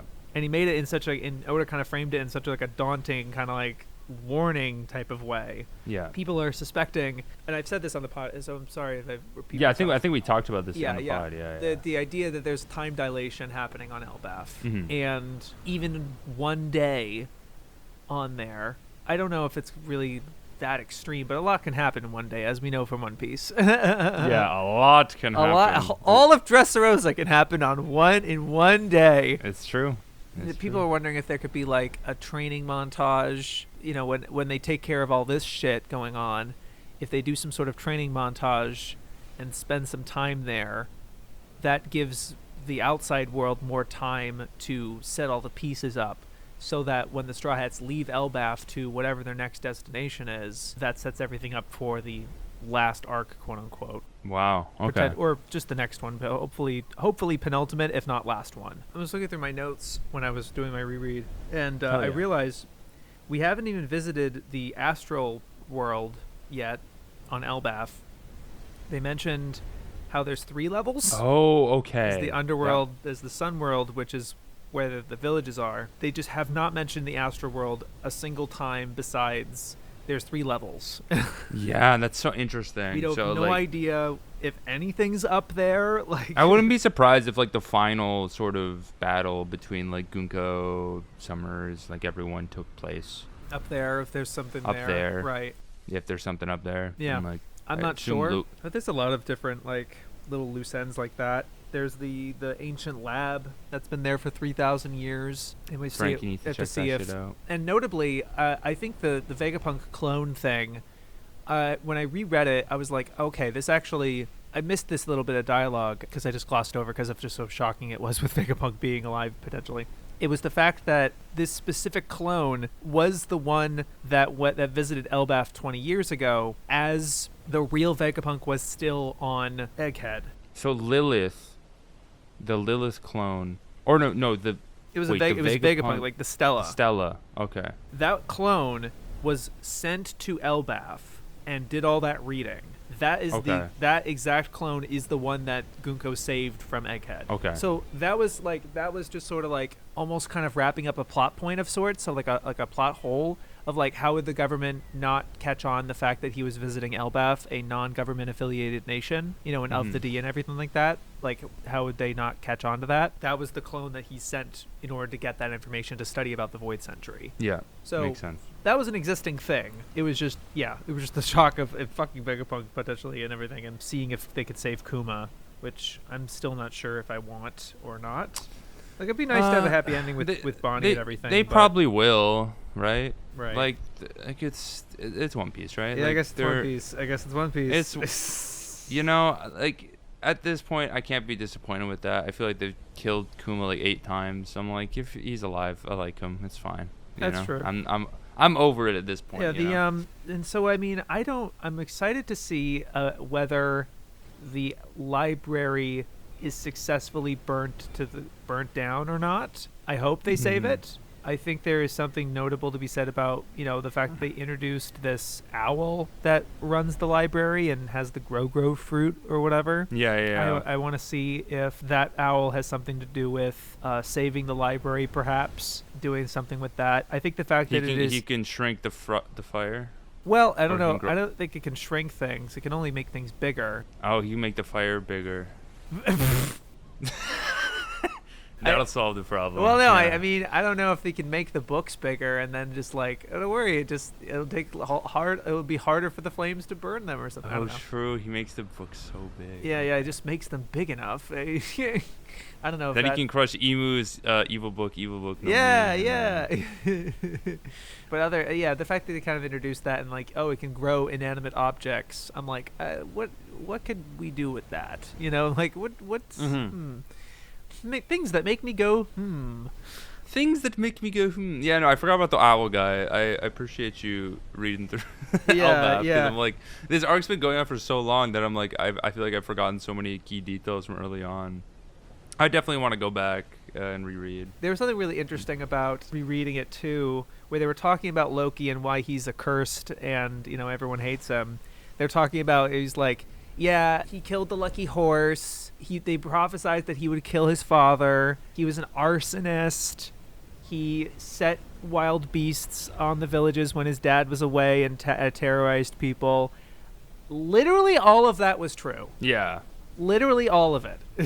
He did kill the horse. At least very heavily implied that he did. He did terrorize people with the monsters and everything. I just found that really interesting that like they're not wrong. This is about it's just that they don't have the full picture. They don't have the context of why he burnt that village down is because they fucking killed his mom. Yeah, exactly. Here's an interesting little tidbit about Gunko that I think Otis might be setting up in a way that like he could kind of bring back in a compelling manner. That I just want to put out there in case as a prediction thing. Okay. Gunko explained her powers as something of like, it is possible for me to change course. This attack is going to hit if I send the arrow in this way. It is going to hit you unless I choose it not to. Okay. Like she's like, it is possible for me to change course, but you cannot avoid it, basically. Wow, okay. So I think there is something of like, if she somehow manages to wrestle control back from Emu, based on her affection for Brook or something like that. Yeah, well that's the only way she's gonna do it, right? Yeah. She has like complete control over Gunko. That's the thing. The only bullshit that'll work is the power of love. Not to mention like Gunko's appearance in that garden during the Rocks flashback. I say Rocks flashback to delineate from the Loki flashback. There are basically 2 flashbacks. There's a flashback within a flashback. Yeah. There's a moment with Rocks is in the inner chamber with Emu, like that flower chamber or whatever. Yes. Gunko is there for some reason, so we don't know what's up with that. They seem to be some sort of attendant to Emu, and then they are involved in the God Valley incident, but they are just a apprentice. Like, they're not like a fully fledged God Knight. I think maybe they're in the same category as Shanks was at that point, and then leveled up to be a full-fledged God Knight later on. Yeah. So I mean, there's a lot of things about Gunko that interesting as a kind of a linchpin of sorts, kind of a way out almost. Yeah, I wouldn't be surprised if Gunko's mother, or like, was a celestial dragon or had like royal lineage or something. Yeah. And like Brook is the potentially the father. We don't know like the Yeah. situation here. So like that makes so much sense that he would know about the God Knights, because maybe he had a baby with one of them or someone associated in that sort of situation. Yeah, I didn't realize Gunko was there. There's so many interesting like tidbits you can pick up. Yes. When rereading, like, this man packs it so full of Oh, details definitely.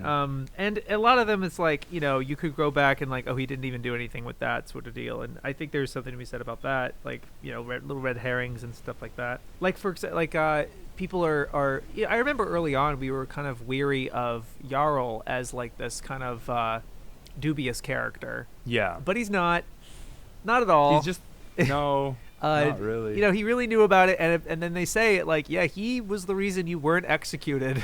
Like, we didn't just kill you. Like, he's just Jarl's like, no, don't do that. They did kind of set up Jarl to be a bit. And yeah, there's like, lucky my helmet saved me. And people, I've saw people theorize that like, oh, when Usopp said like you can pull the sword out like Excalibur, I'm kind of like, I don't know what the use of that would be. Like, it's just a possibility of what Jarl will do with, it's not just that Dory and Brogy are kind of stomping around as Domi Reversi, whatever. They were ordered by Emu to kill Jarl. Yeah. So they're going after him. I'm not sure if the sword that's in his head, which seems to have some significance, because Harold was like, oh, thanks for that, legendary sword you gave me. I'm going to give it back to you. I don't know who would possibly wield that. Yeah. Like, what would the use of that be? And then I do think, because in the manga, Usopp jokes about that, and then the giants are like, no, he's gonna die of blood loss if you fucking pull it out of his head. So it's like, no, actually don't do that. So I don't think that sword is coming out, or it's like, I don't think it's a part of the narrative here. I don't know, Zoro 4 sword style might go crazy. With a giant fucking sword. I don't know, man. Maybe Zoro puts it between his booty cheeks. He starts spinning around. Oh yeah, we could do. That's how he finally controls Conqueror's Haki. That's how he does it. That's how he does it. Yes, he needed his fourth one. Yeah. Yeah, I wouldn't be surprised if something happens with that sword. I feel like it's too like interesting of a detail for a character. Like, a dude's got a sword sticking out of his damn head. Like, yeah, pull it. Like it's kind of, we want to see it. Like, he knows that, like, we want to see it pulled out. But maybe also at the same time, Oda, I wouldn't be surprised if Oda was just like, yeah, I just thought it was funny. Yeah, I think it was just some neat detail. It was an interesting detail for sure. The Holy Knights, this is a very passing mention, and this is like I remember like this sort of thing reminded me of like tone dials, right? Of like the dials in Skypiea. The fucking painter's rocks. Do you remember these? The painter's rocks. No, let me look this up. Those were the rocks. Those were the things that Dory and Brogy used to summon that rainbow that got them to the Sun World. Okay. They rode on a rainbow on the boat. Okay. It was a cool thing. It was a really cool spectacle thing. It's like, this is really, in Elbaf? Yeah. Yeah. Shit, man. It was like nearly a 2-page spread. It was really beautiful. Okay. The paint. Okay, I believe it. It was a spectacle. Yeah. I mean, well, that's the interesting thing too. When I was reading it back, I'm like, okay, this is, wow. Like, I don't know what it is what Oda did, but like, I think this is how he's done it for every arc. Like, he kind of gives like, this is what the island is. It's really cool, and like, wow, this is great. But like, I think by now we're so accustomed to what's the deal, what's gonna happen, what's gonna go down. We're so anticipating of that we don't really appreciate this like cute little world building stuff that he does. Whereas we would appreciate it in like Water 7 when they were first exploring it and stuff like that. That felt more impactful to me for some reason. I remember that. Well, I really think it's because of the implications of the story at this point. Yeah. Is that like before, like we hadn't made contact with the government, like, for the most part, until Ennis Lobby, until, like, you know, Luffy got full attention of the government when they shot down the flag, right? Yeah. The story really changed, like, after, like, post-time skip. And I really think it's harder to, like, sit down and immerse yourself in, like, a story, like this grounded new world of Elbaf, when, like, we know that, like, there's going to be bigger implications that are we just saw, like, this like 4 Gorosei demonic people, like, push them off this island and, like, kill a bunch of people. Like, it's hard to ground yourself after that, I think. And it's I think it's something we've talked about a lot, where we want it, I guess, like, a more smaller story, like more like maybe something akin to Water 7, where the Straw Thriller Hats, Bark, where, like, Thriller Bark, it kind of came out of nowhere. It had this new character with Brook, and then they gonna explore this island, like, what's on here, and then I don't know when they reveal it. Maybe at the beginning with Brook and everything. I don't remember, but, like, Moria turning out to be there, and he's one of the warlords. It's like, oh wow, you know. Yeah, there was a sense of discovery to that, but, like, I think there's more of, like, we've done this so many times that there's sort of, like, we're here for a particular reason. We're anticipating something. We're not exploring Oda a new island. I also feel like there's a sort of sentiment, like, that Oda feels like there's no more filler. Like, there's no more beating around the bush. We're getting to the good stuff, quote unquote. And I feel like, to some extent, that kind of, you know, like, lessens the feeling of, like, you know, feeling how, like, cool this sort of, like, this island is, and, like, the culture of this island. Like, you don't get as immersed. At least I didn't. I think, in comparison to, you know, arcs of the past. Yeah. Like Water 7, like you said, because the stakes weren't so nearly as high that it's harder to focus. Because, like, you were going through Water 7, like, the main purpose is, like, oh yeah, we have to fix the Mary. Like, that's what, and everyone's looking around for that. Like, that's the stakes. This is, we just are fighting the world government. They turned into demons. Help. Yeah, you know what I mean? And then also, we know Shanks was here. Like, we don't have time. The intrigue with Loki, and there's certain things that Oda introduced that gave us this intrigue that's more interesting than, isn't this cute? We wrote a giant rainbow, and like, it's such a cool thing. I really think it's, like, if Oda found it more interesting to just establish and immerse ourselves in this Elbaf world and, like, have it as a more, like, self-contained arc, he would have done that. But I think he's so invested in wrapping up all this stuff with Emu more than everything happening around the world. Like, I think it just shows, like, as a writer, he's more interested in doing that right now. Yeah. And I get it. I think that's what, like, the people online, like, the people deeply immersed in One Piece, like, really want.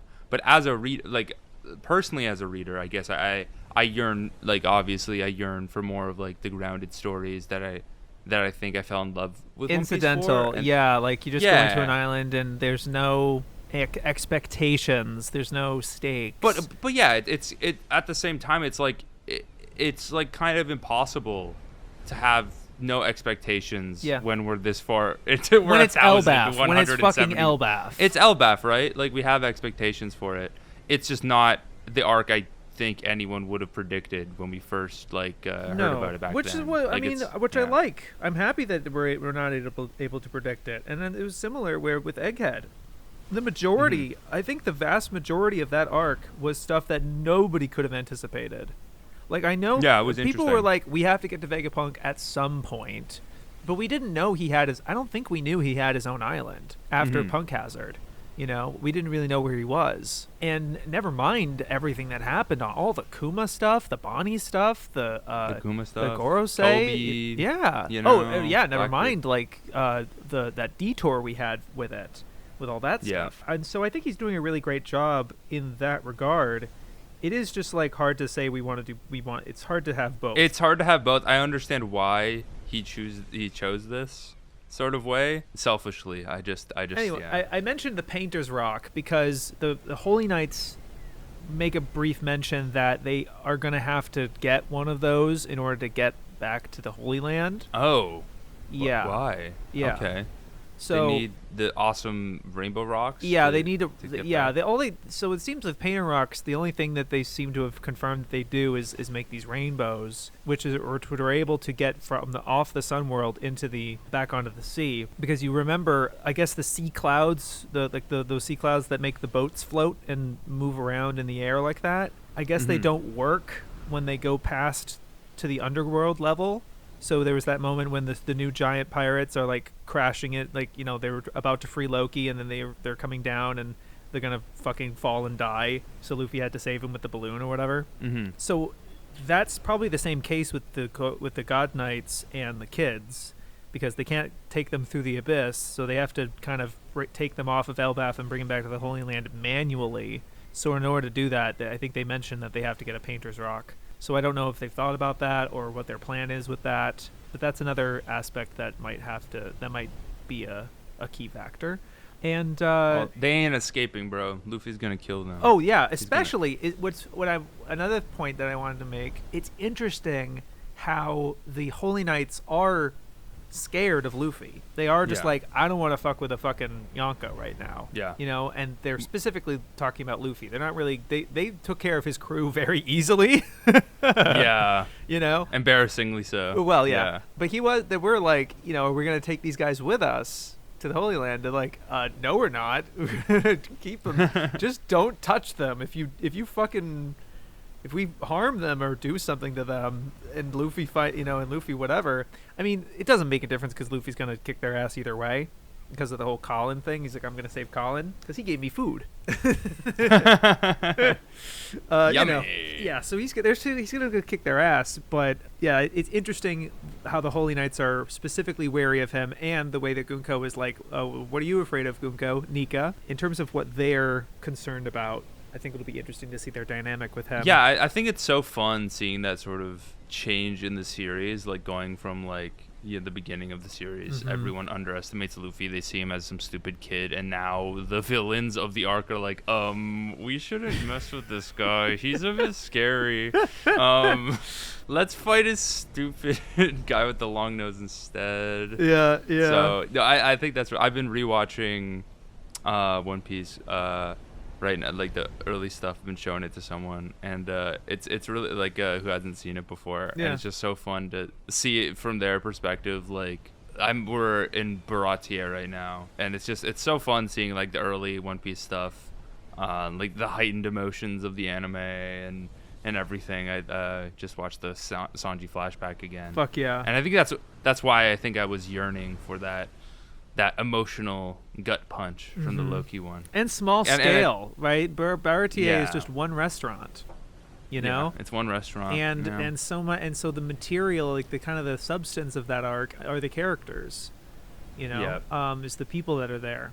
And it is kind of easy, I think, just because Oda's just used to this now. I think he has just like, every arc has gotten bigger. It has grown more in scale, has gotten more ambitious, because he wants to top himself. And I think that's good for an author, especially because you don't want it to feel like your best years are behind you in a way. Like I've always said on it before, I've echoed this before, where it's like, he understands that Water 7 Enies Lobby was the best thing he ever wrote. And he's like, oh shit. He's like, damn, bro. He's like, oh fuck, gotta take that on the chin. He has to. I think because I think if he wants to get something on that same level, he has to like. There's no way he's gonna scale down. He has to build up everything so he can let the Jenga pieces fall, so he can let the final like pieces play, which is like, you know, the Yonko stuff and also the crew. Because we need to see what happens with all the Gorosei, with all of the, you know, all the different like things happening at the world government first before we get, I feel like, into the real meat of these characters that I think will happen when we talk to Shanks, when we talk to Blackbeard. Like, I think that's when the real in-depth like character stuff will be explored. Yeah. And I think Oda understands that as well. I think that's probably why he's trying to get through all this stuff. He's like, I want to get to the real shit I've been wanting to write since chapter 1, you know? Yeah, he's for like, sure. Yeah. And it is going to be very exciting to see how he sets the pieces up for this last part, because if we're presuming that Blackbeard is on Marijoa right now, we could say that it's a combination of Blackbeard's efforts locally and Luffy's efforts abroad. I don't know. I was wondering if Shamrock is going. If Shamrock, made an initial appearance here, is he going to come back to Elbaf, or are we going to see him try to fight Blackbeard and shit? Yeah. And that crew and stuff. I feel like he would come back. I think seeing Shamrock on Elbaf would make more sense, but I'm not sure which direction he's going to go with that. I think with the amount of like strong fighters coming up against him, I wouldn't be surprised if Shamrock came back. You got Zoro, Sanji, Luffy, Loki. Like that's like they could easily get topple overwhelmed these and people. such. The tide turns. Yeah, against them, they need Shang. Yeah, and Shamrock, and I do agree with you that I think one way or another, I would hope to see Emu toppled, and I think if you take out the world government, it becomes chaos, like total fucking chaos. Exactly. I don't know if something gets unleashed. I don't know what the Navy is supposed to do. I think it is sort of like, what is the force that unites all of these other characters, right? Like I was saying with the Yonko, they're going after the One Piece. Luffy does not give a fuck about the broader world implication, like the fucking all of this shit that we're talking about. He does not give a fuck. He doesn't even know climate change exists. No, like, I don't think he knows. that. No, I don't think he cares. And so, like, I love that, and I hope that he is able to maintain that integrity with him. And he's just on his adventure, and he's just going to the next fucking place, and they're all on the same page with that, and they're just excited to go to the. They checked this box off with Elbaf, and now it's One Piece. That's it. We're going for it. Exactly. So I think that nothing should get in the way of that. But then, what is the thing if something about Marijoa and the Celestial Dragons and these guys, if they really do get like fucked by Blackbeard, by like the Holy Land is on fire, we need to fucking wrap this up now, like the Elbaf shit. The God Knights and all the world government is on their back foot with this shit. They obviously don't fucking trust the Navy. They don't want the Navy involved. They don't give a fuck. I don't think they have like a close relationship with the Navy whatsoever. We've never really seen Akainu in the fucking room with the Gorosei, right? Yeah, we don't see him leave his chair, so If I leave this desk, I'm fucking finished. I would say that the Dragon Akainu matchup would be really cool, Navy and Revolutionaries and such. But like it is sort of like, what are they fighting for? What is the thing? And obviously it's the world is sinking. Yeah, I'm just trying to grasp or something here of like, I don't want to. It's hard for me to make full hard predictions like this is what's going to happen. Like I know Rogers Base had made like a full very thorough prediction of Final War, even down to like who's facing who in a matchup and shit like that. Oh yeah. Yeah, but I haven't looked into it. I didn't really want to look into it. And I also, it's like similar with Auteur, Library of O'Hara. Yeah. I know he has a thread or probably a video, a major one, of like what is the One Piece, like just straight up calling that. Interesting. I want to avoid those sorts of things. Because I just feel like that, and I've talked about this where like I feel like you inevitably will get disappointed, and I don't want that to affect my enjoyment. 100%. Yeah, I don't really watch much theory stuff. Anymore. Right. But yeah, no, I think there's been some theories. It would be really funny. It would be so fun to like once the series is done to watch all of these theory videos back, because it's like wow, that did not happen. Wow, that did not happen. It's just everyone's grasping at straws, like things Oda sets up, but at the end of the day, like we don't have all the puzzle pieces in mind. Like it's this man's story. We can only theorize so much, but I think it's really cool that like people are coming up. It's almost like fanfic of like what if of the Final War, like who's fighting who, like in a perfect match. And honestly, I feel like Roger could probably figure out something like that pretty easily, because I feel like Oda usually matches up characters that are pretty contrasting, or like characters that would be funny or entertaining to see a battle between. So I feel like honestly, I don't think it's that impossible to predict like who would fight who in a final war, like Bartolomeo versus Caribou, like is the first thing that comes to mind Oh for my me god! for some If somehow reason. that happened. You know what I mean? It's like it's like you put the fucking stupid funny characters up against each other. You put like the strong-witted, you know, Or stern like characters. typed, you know, you would want to see Van Augur versus Usopp. Yeah, exactly. You know, obviously Zoro Mihawk. Yeah. But Zoro Mihawk, I just yeah. think hard predictions. I think maybe some things I've said here would count as hard predictions, so this could be contradictory. But I'd say that like I try to more talk about what I would like to see out of the story and the direction it's going, and like how that affects things, and what it makes me think. Yeah. Rather than this is definitely happening or this is what it means, and making hard. I like hard that better. I calls feel like that. I feel like it's much more like open-minded, and I feel like honestly like that reflects the themes of the story. So I think I'm not saying you're doing it better, but you're doing it better. Thank you. Thank you. It's more no, like more like I'm just not capable. I'm just too fucking chicken shit to be like, I don't think you're this is definitely happening. I don't need a fucking egg on my face, you know? I get it. I feel like you just gotta have such unbridled confidence, and like I feel like all these people do so much research on the story, like reread it so many times, read different like threads and theories, and like combine things together to come up with something. But I don't know. I feel like you have such a breadth of knowledge of One Piece. Like you've so much. Like I feel like through the series of this podcast, it has shown like how much I feel like more knowledge of this series you do in comparison to I feel like so many people watching, and also me and like other fans, you know. I feel like you've shown like your deep love of One Piece. Thank you. Through like re-experience, man. And it's like I don't know, I feel like I would, you know, I always like hearing your theories, and I think you should be confident in them if you wanted to have some like deep confident until they're sort of- disproven. Because at exactly. first I thought fucking Dragon was Shanks.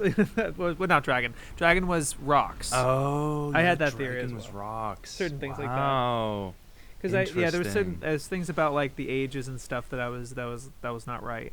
But, well, he was on he was on God Valley. so he was on were God close. Valley. Everyone was. It was a fucking meetup. It was like It was Marine Anime Ford Expo or 1.0. something. Yeah. And It's now VidCon, bro. we All might the get popular people. 3.0 soon enough. We will, and it'll be 600 chapters long. It'll be longer. It'll be longer than Naruto God. or something. God. Somehow. I'm not mad at anything that's going on in the story beyond. I think it is the one disappointment I have with Elbaf is the Usopp stuff. Yeah, I'm not angry. I'm just disappointed. Yeah. Well, okay, about the Usopp stuff, I'm definitely angry, but I'm disappointed about the flashback. But Okay. Yeah. No. Yeah. That's the fair. Usopp, it's just like at this point, like Usopp was so hype over this. Like this is I feel like one of Usopp's core like personality things the hang up that we had. Yeah. You know? It's a similar.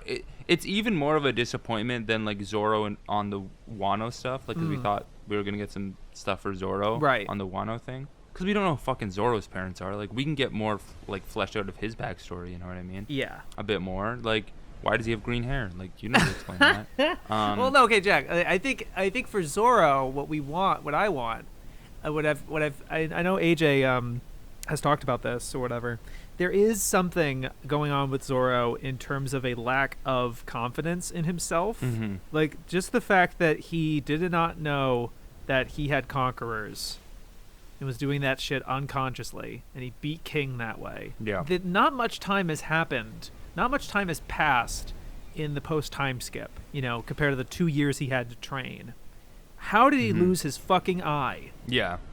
Like, that can't just How be did a he lose his fucking eye? nothing detail. You know what I mean? I didn't even think of that. I forgot. Yeah, and I think there is just something with like something going on with him, with his relationship with Luffy, and I think that has more. I think that can be explored more, because I think he is a really great first mate and vice captain. But there's something about the way he does things, or his decision making, or I think there is something to be said about his fight with Lucci on Egghead. That was sort of indulgent, and he didn't really have to. He could have ended that a lot quicker. Yeah. I think there is certain shortcomings that he's experiencing, and not simply his like the charming ones of like getting lost all the time. We need that Zoro Luffy falling out moment. Yeah. On fucking Lodestar, and then it's like Water 7 or something. Yeah, or something. I just don't know what it is. But I feel like he is missing something, and I'm really looking forward to him having that moment, because he when he fucking gets something, it fucking hits harder than most things in this fucking story. Like fucking nothing happened. Like that was just like a out of nowhere, out of pocket like thing. But fuck, you just got to give them opportunities like that. And yeah, I really want that for fucking Zoro. I wanted to say this last time because I don't know if I did or not. The logistics of Elbaf make it so fucking hard for any of these characters to do anything right now. Like everything is so big and spread out. They can't go anywhere without a little, like having to ask this little kid to drive a boat for them to get somewhere. Like they can't do anything. And like Usopp, like, you know, can see things happening and they can run short distances. I really fucking love that Chopper got to fucking save Gabon.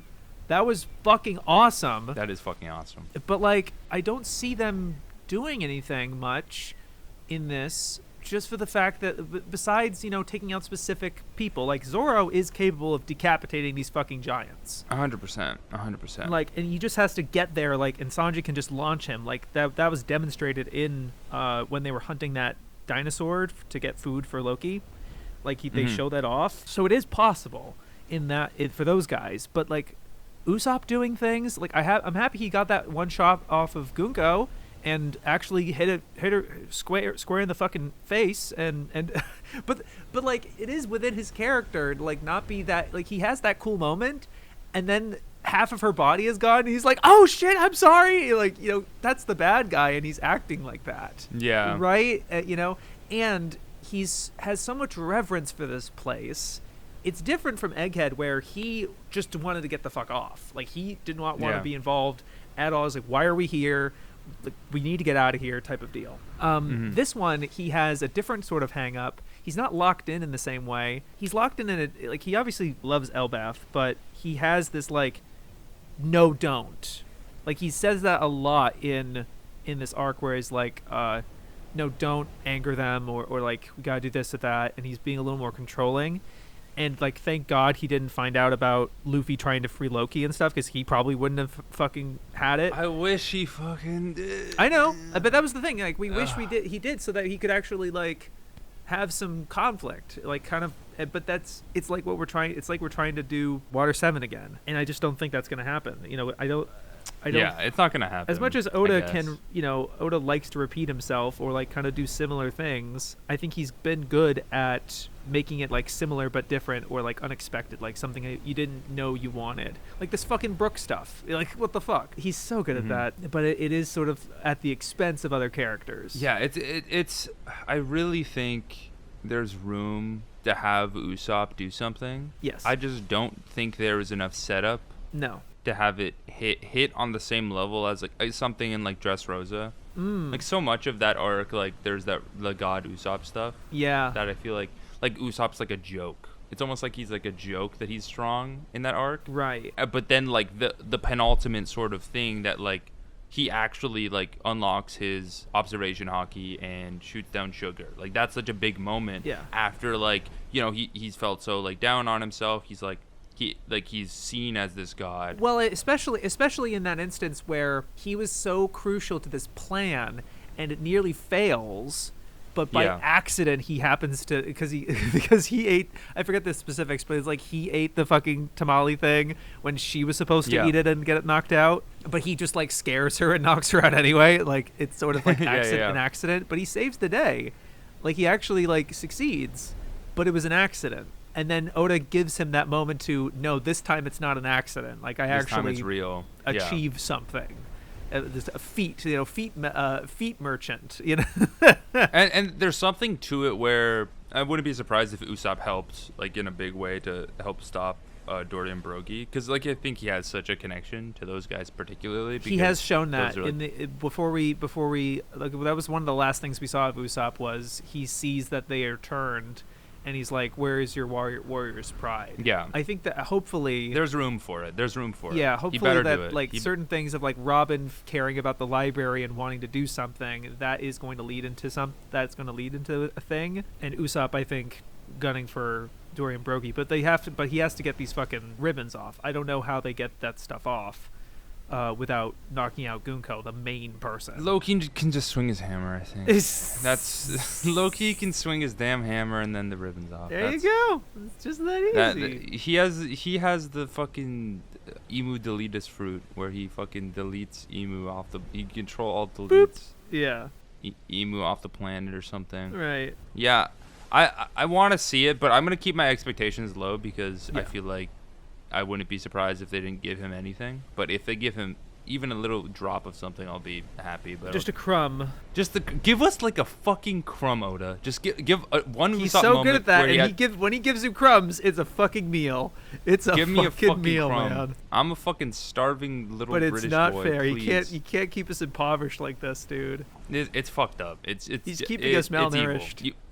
It's genuinely messed up. Usopp's my favorite character, and he's gotten so much in the story already. And I'm a bit spoiled to say this, but I need a bit more. I don't think you're spoiled at all.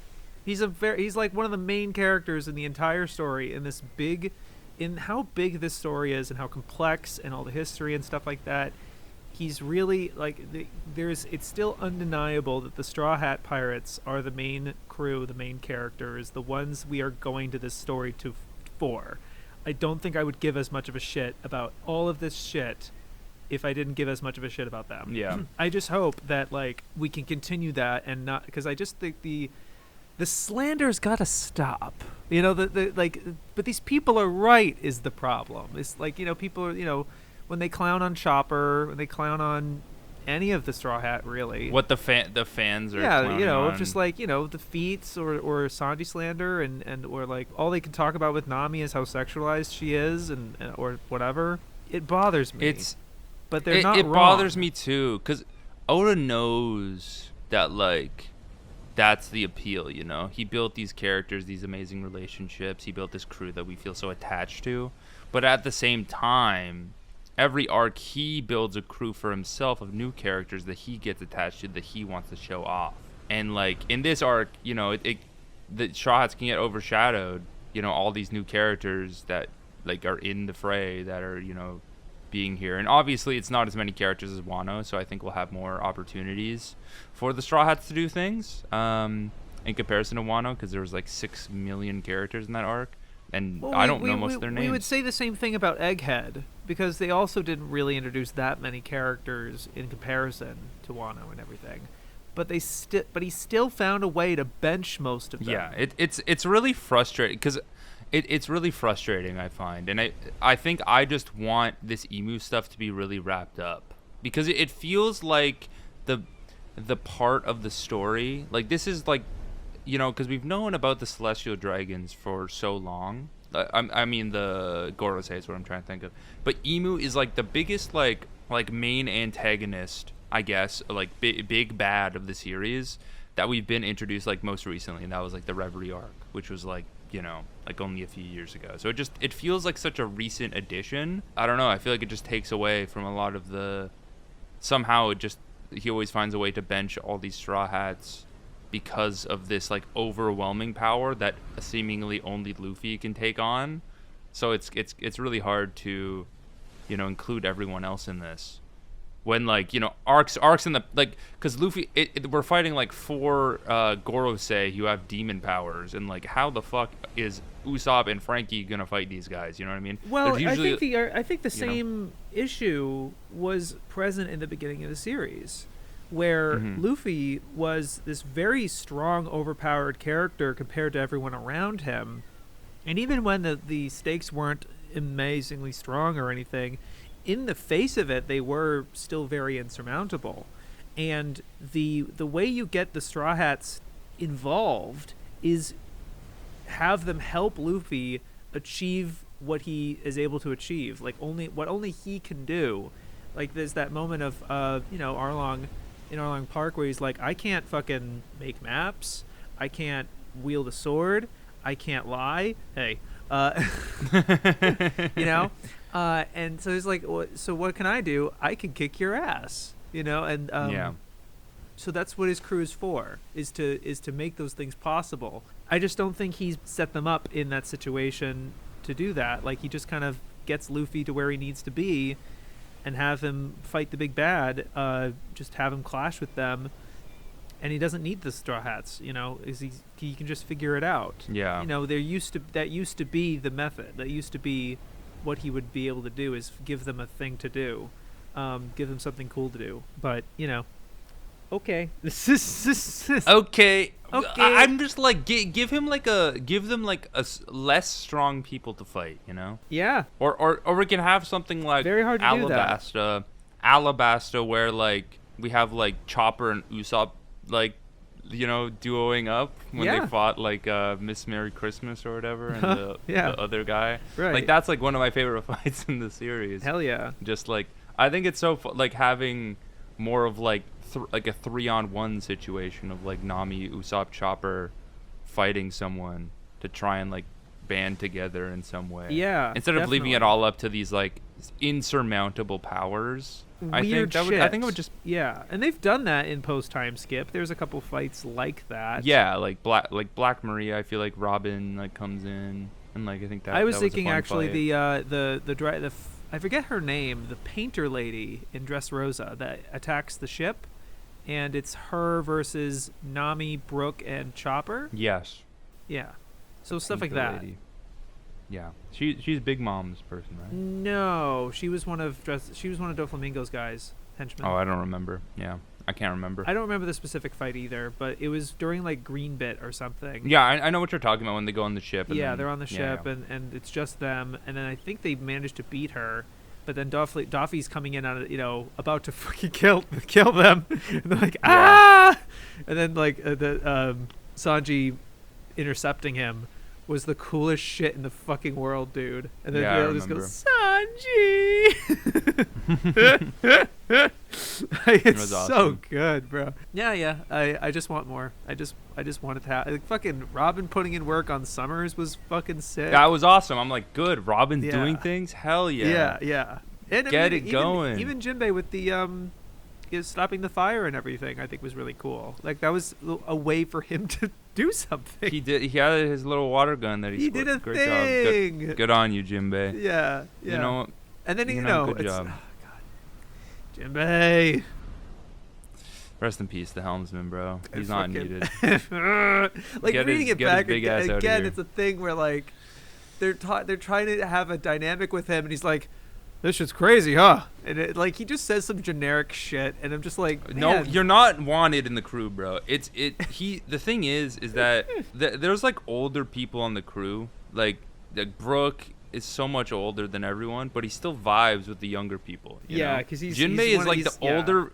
He's like the grown-up person who's like he's too much of a dad. Yeah. He's too much of a father to be on this like immature crew. Because I feel like everyone else kind of like I feel like Robin, Nami, Zoro are probably like some of the most mature, more mature people on the crew. But I Yeah. feel like they still laugh and joke around. Or I feel like Jinbei is much too stern and doesn't really have like a running joke with No, and I think with him, it's important that he's there because of how much he means to Luffy, and I think Yeah. he feels a particular purpose with Luffy that the other crew members, despite being mature, they have too much of a emotional connection to him. I think like Yeah. the fact that he's I think Nami, for being such a mother on the ship and like knocking some shit into him or whatever, and being kind of like actually knowing what she's doing, I don't think she could have done what Jinbei did in post Marineford Yeah. because of his relationship with her, because of like what they've been through, like Luffy, like that vulnerable moment that she had with him. I don't think she was able to have brought Luffy back from the brink the way that Jinbei was able to. Same thing with Zoro. I don't think he has the emotional capacity to do that. And I don't know if Sanji would be able to, and Usopp, I'm not sure. But yeah, like something tells me I don't know. I feel like Usopp can, but I don't know if that's me self-inserting as Usopp too much. Sure. I think the thing is, like, Usopp's not been able to. I think the closest Usopp got was encouraging Luffy to get up in Eni's lobby, but that was such a great moment more so for Usopp because he was revealing himself almost, and was just like, yeah, I do genuinely still care about being on this crew. And he was, he's that mode of encouragement in that regard. But in terms of like, if he's like fucking depressed, I don't know. I would hope so. I would like to think so. They all matter in one way or another, and I just don't know about Loki being included in that. Nah. Because he's better than Jinbei though.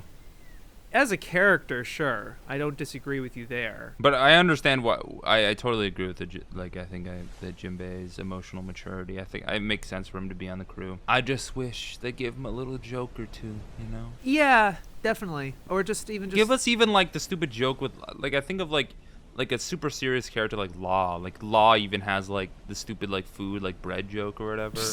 Like there's like we even joke around with Law. Like I feel like there was able to be like some chemistry there, but I feel like Jinbei doesn't have like there's nothing that comes to mind. Well, he's too level-headed. The thing with Law was that he was really kind of ambitious and kind of edgy, quote unquote.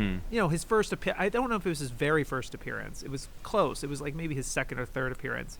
He just fucking giving the Straw Hats a middle finger, flips them off or whatever. Like that's that's like a sharp personality, and there was a feeling of danger with Law, like when he was like, I got a plan, and he wants Luffy to join him. There was something like, I don't think we can trust this guy, and then Luffy's like, can we trust you? Yes. See, there's no problem. Right? And like, there's something more to that. I guess there was a darkness to Law, but there isn't a darkness to Jinbei. Yeah, Jinbei is this level-headed stability and consistency. Totally, like, and also just like not very morally gray.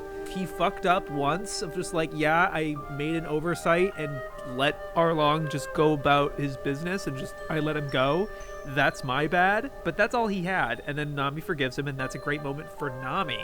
But, he's like, okay, great. All his best moments are his interactions with Luffy. So it's really tough.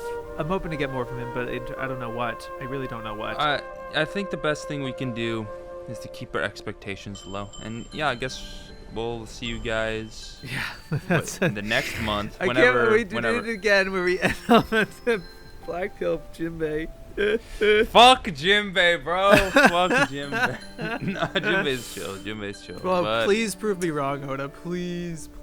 Give Jinbei a funny joke, Oda, and I'll forgive you. That would be cool. Give the man one joke, and I'll be like, okay, he's part of the crew. You know what I mean? But yeah, thank you guys for watching and listening to Piss the Pirates. We'll see you next time. Maybe on the next Oda break. We'll see. See you next time. Bye. Bye.